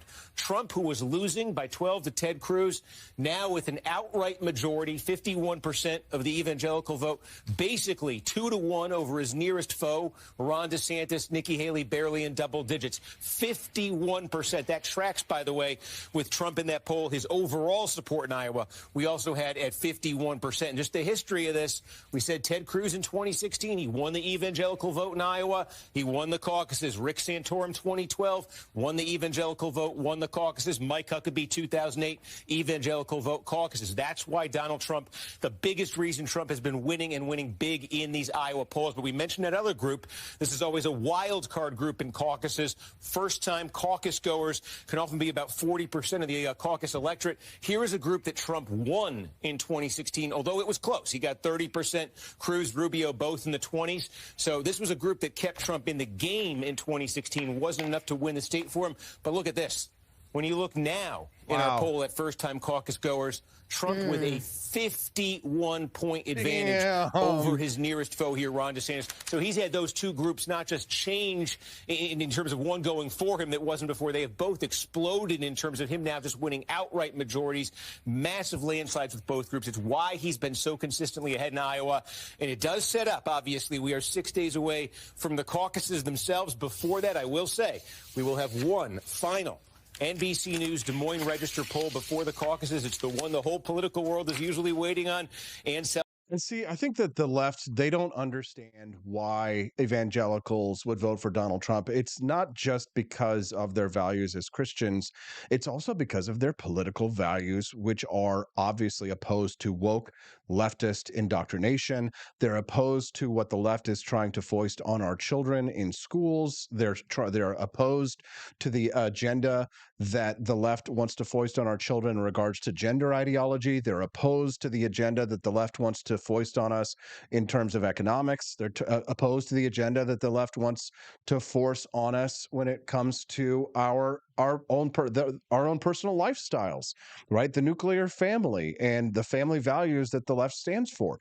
And whether or not Donald Trump is a perfect foil for our enemies, or whether or not he is a perfect defender of the liberties that the evangelicals would like to see, he's an effective tool. And this is something that I've tried to explain to many of my Trump derangement syndrome sufferer friends, we'll call them, about the usefulness of Donald Trump. Donald Trump is a valuable tool to be used against your enemies. Let me explain. There's many different ways to use a tool. Donald Trump is kind of like a multi-purpose tool, right? It's a wrench. You can also use it as a hammer. You can also use it as a lighter, right, to start a fire, right? So it's like he's the Swiss Army knife of politics. I just coined that term. Donald Trump is the Swiss Army knife of politics. And what do I mean when I say that? What I mean is that, for example, to start a fire, he's a lighter. Obviously, you can understand that reference. Donald Trump, if you're trying to light a fire under the left or drive someone insane, just bringing him up in a conversation is enough to drive someone crazy. Once you get them driven crazy and they're spinning like a top and their hair is on fire because you just lit them on fire with the lighter of Donald Trump, remember that multi-tool, the Swiss Army knife, then you've got them spinning and they're distracted, and you can, if you can't dazzle them with brilliance, you can baffle them with bullshit, right?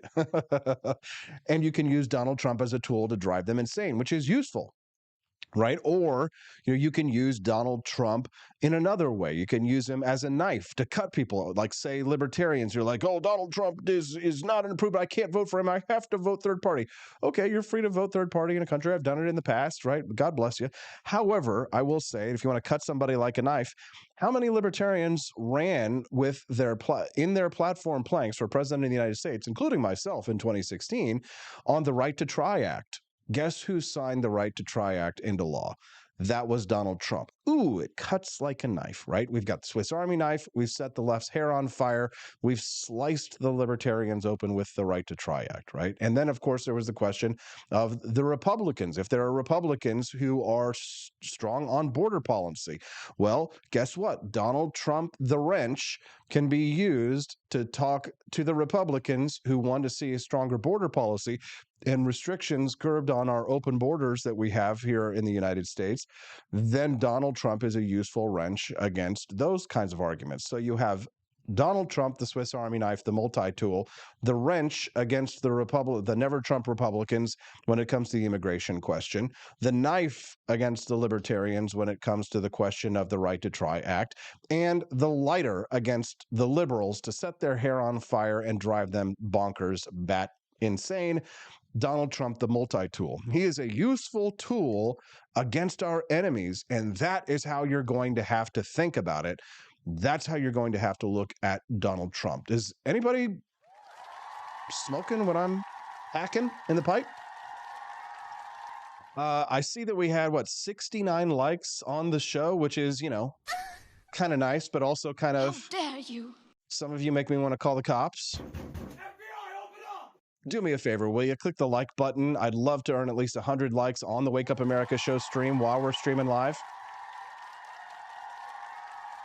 74 likes, excuse me. It was 69 just a minute ago. Nice. Glad to have you all here. 1,168. We've consistently had over 1,000 people live here on the Wake Up America show, and I'm glad and grateful for it, especially those of you who have stepped in this morning at rumble.com and who have made donations to the show.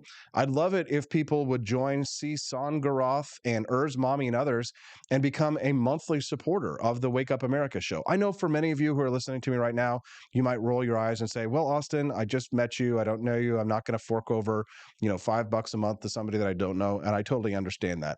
But there's probably 5 or 10 of you this morning who are listening to the show and who have been saying, you know what? I've been listening to the show consistently. I really appreciate what Austin is trying to do, what Austin and Stephanie are trying to build, a libertarian digital media company, bringing more podcasts. We've got a new show that we're developing right now that's going to be coming to you. And all of this stuff, of course, is very expensive. And of course, your single time donations matter, but we could really use your help with a regular pledge. And you can either do that here at rumble.com, $5 or $20 here at rumble.com, or you can do it at our website, wakeupAmericaShow.com/support. Now, it's not just money for nothing and the chicks for free. We do offer you a 20% discount if you are a subscriber to any of our services. Some people subscribe and buy coffee on a monthly plan.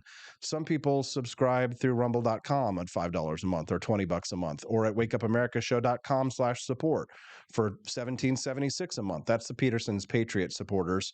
And everybody who gives $17.76 a month or above, of course, is on our Christmas card list and gets invited to special events and gets special deals and things and entered to win in contests. But if there's 5 to 6 of you right now, I think probably who have been regular listeners and you're not a monthly subscriber to the show, I'd like to ask you to please do that right now. Help me and Stephanie to build the next generation of liberty media. I'm not begging, I'm just asking to help support us and help us to build a new libertarian content company. I want to build a libertarian version of the Daily Wire. So do me a favor and sign up right now. Become a monthly subscriber to the show.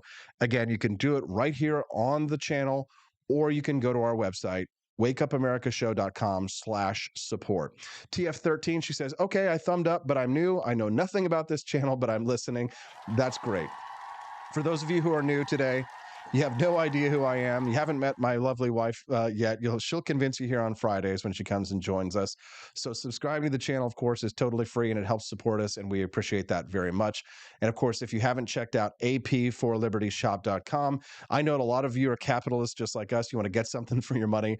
Buying an awesome product from AP4LibertyShop.com helps support us as well. But remember, if you are a monthly subscriber, if you are a monthly donor, you do get 20% off our products at AP4LibertyShop.com, which is a great discount. And I know many of you definitely like to use that. We do see our subscribers using that 20% discount. So it's a great way to save money. KV Andy says, some people drive to your house and bring you goodies in cash to help support the show. Yes, you do, Mr. Vandy. We appreciate you very much. Robbie Thurman says, look at the Carterville, Missouri Wikipedia page. In the gallery, the old rock filling station is my house. Ooh, we're going to show up, Robbie. Do unspeakable things to you. I'm still waiting on Lieutenant Colonel Anthony Schaefer. I'm going to say text him right now. Keep me informed, because apparently the weather out where he's at right now is preventing him from joining us this morning. We're going to talk to him hopefully in a few minutes about Defense Secretary Lloyd Austin disappearing for a few days and the readiness of our military. One of our listeners are texting in. They're asking us questions, and they're sending us things like, one listener texting and saying, I viewed that Trump can do a lot of stuff, but the master of nothing. So jack of all trades and a master of nothing, I think is what you're trying to say. Yes, I get it. Another listener texted in and says, here I am asking for a link to a clip, the one about Biden talking about adult diapers. Yes, okay, I get it. I'll give you that clip. Here you go. A lot of times our listeners do want to grab the clips that we play in the show, and I'm happy to do that. You can always text the Wake Up America show anytime, night or day, at our text line, which is 573-319-1586. Again, that's 573-319-1586. You know what I should do? I should just have that number up on 1586. Sometimes I think it just looks kind of tacky. Look at me do this in real time. This is how talented I am. Give it up for AP.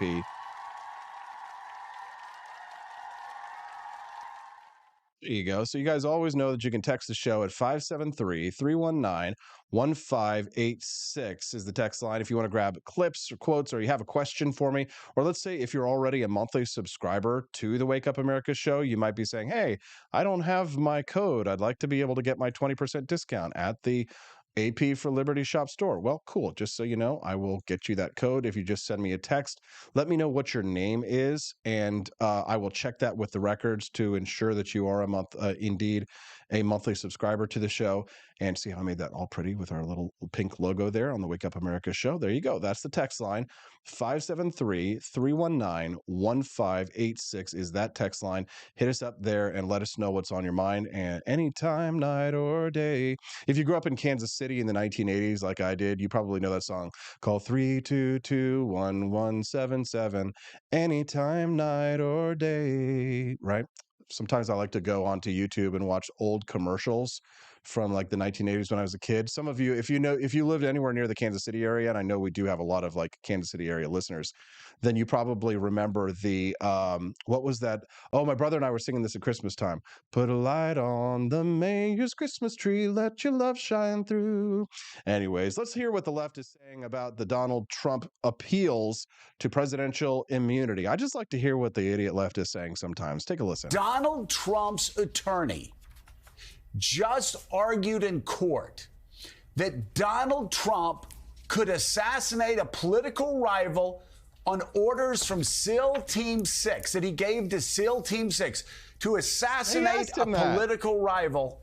And as President of the United States, unless Mike Johnson's Congress impeached him, he would have immunity from prosecution for political assassinations of American rivals. That's what Donald Trump admitted in court.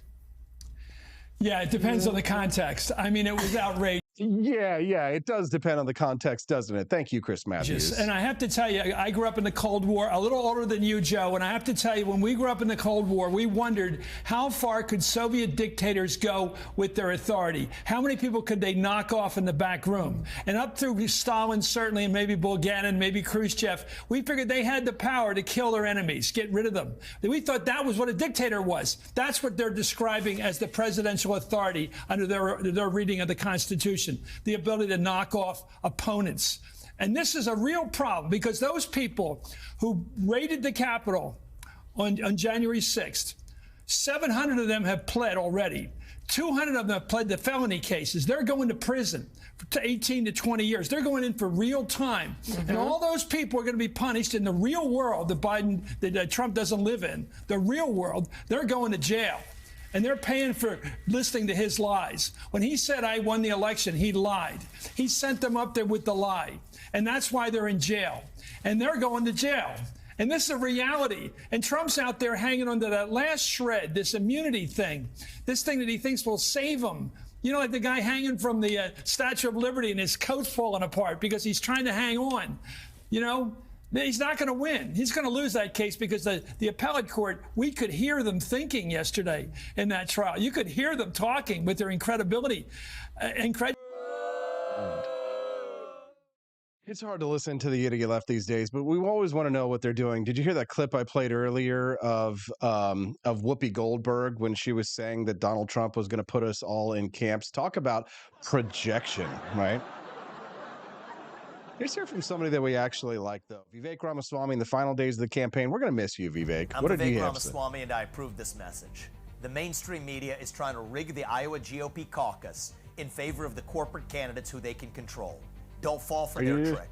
They don't want you to hear from me about the truth of what really happened on January 6th, the truth about the COVID origin, the Hunter Biden laptop story, and everything else they have lied to you about. So you can fix that.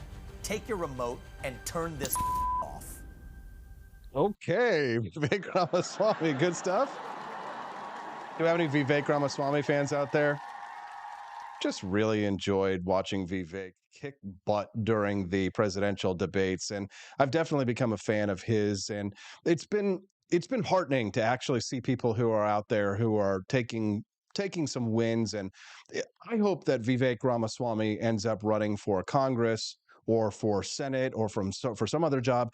Hell, if Donald Trump wins the White House this year, I'd like to see Vivek Ramaswamy become vice presidential candidate, right?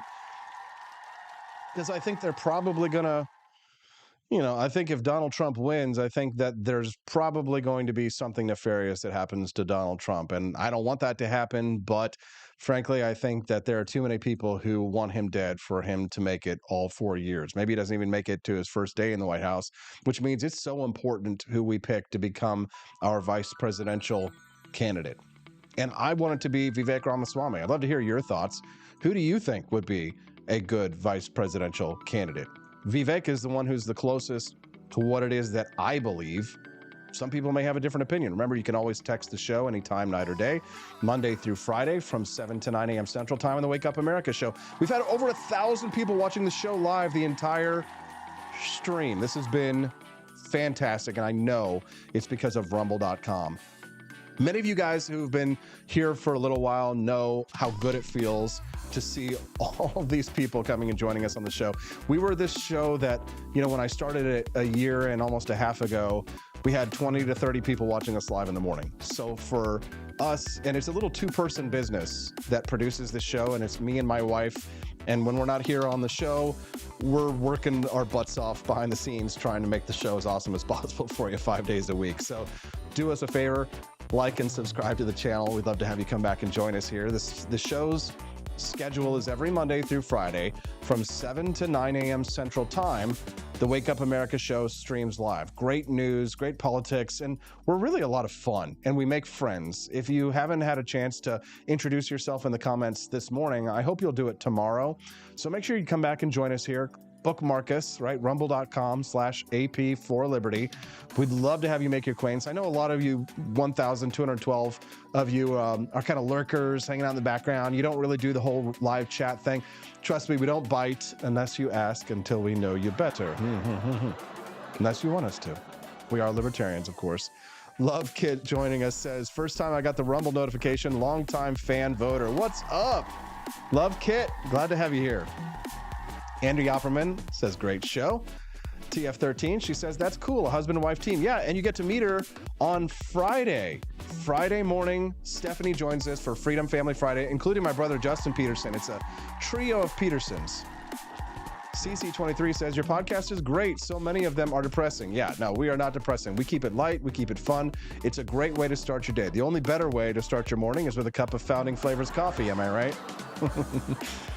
Shameless capitalist plug. This is how we grow, though. If we don't sell coffee and if we don't get monthly subscribers, we don't grow. And if the show doesn't grow, well, then there's no show. But it's thanks to people like you who watch the stream, who like and subscribe, who buy coffee, who buy metal signs, and who subscribe to the channel on a monthly basis. People like you are helping to keep us alive and keep us in business. My wife and I have big dreams. We've got a documentary we're working on that we want to have out by the end of this year about the Battle of Athens. The first time an insurrection was actually successful in the United States. Well, the second. The American Revolution was the first one. Battle of Athens was the second. But we want to make libertarian movies and more content and media, so help us to make it happen. Click like and subscribe. And if you've really been enjoying the content, become a monthly subscriber as well. We appreciate you very much.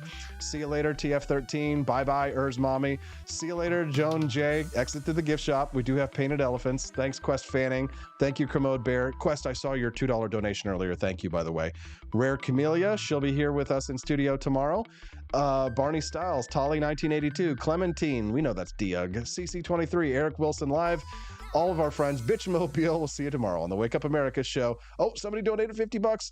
Urs Mommy, thank you. We love you. Mwah, mwah, mwah. See you tomorrow, guys. Bye. Expanse of time, a year might seem like a mere moment, but oh, what a year it's been. In September 2022, Austin and Stephanie Peterson embarked on a journey to wake up America. They began humbly, with just 20 souls tuning in, learning, listening, and though challenges arose, like the looming shadow of YouTube demonetization, their spirit never waned. And now, thanks to you, thousands rise with the sun to join them, to listen, to engage, to be a part of a community. So here's to you, and to Wake Up America, for memories shared, for friends made, for the journey ahead, and for never, ever forgetting to rise and freedom. Happy anniversary. I'm Donald Trump, and I approve this message. Believe me, Austin Peterson is the best. He's got the greatest Wake Up America show I've ever seen. Whenever I tune in the mornings and watch the live stream, let me tell you, he has got the absolute best content. I love his guests. It's just a total blast to watch, and I highly endorse and recommend the Wake Up America show. It's terrific, believe me. Is the outdoor your home about as exciting as a library? Then spice it up and unbore your space with our custom metal signs. Crafted with love and a bit of libertarian magic, you can customize your own metal sign at ap4libertyshop.com. So head to ap4libertyshop.com, customize your own metal sign today.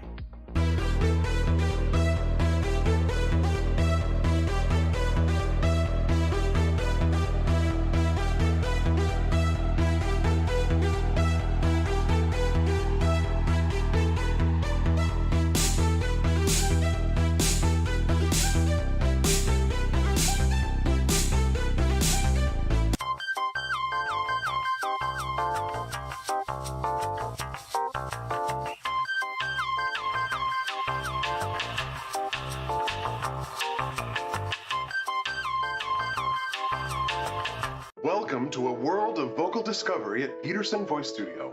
I'm Justin Peterson, here to guide your musical journey. Envision a place where your voice reaches new heights, where every note tells a story. We embrace all singers, from the enthusiastic shower vocalists to aspiring stars, ensuring each voice finds its unique rhythm and tone. Are you ready to elevate your voice? Visit PetersonVoiceStudio.com and sign up for remote lessons tailored just for you. Let's begin this melodious journey together.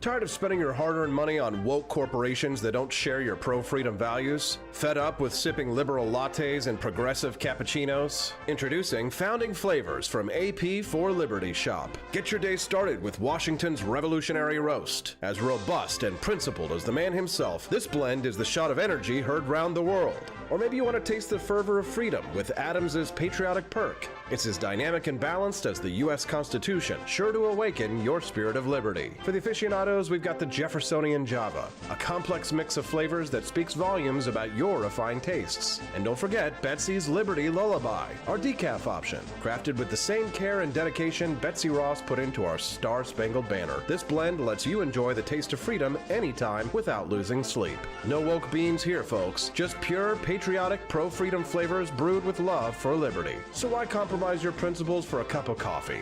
Stand up for your values, perk up your patriotism, and start your day the American way. Get your Founding Flavors at apforlibertyshop.com.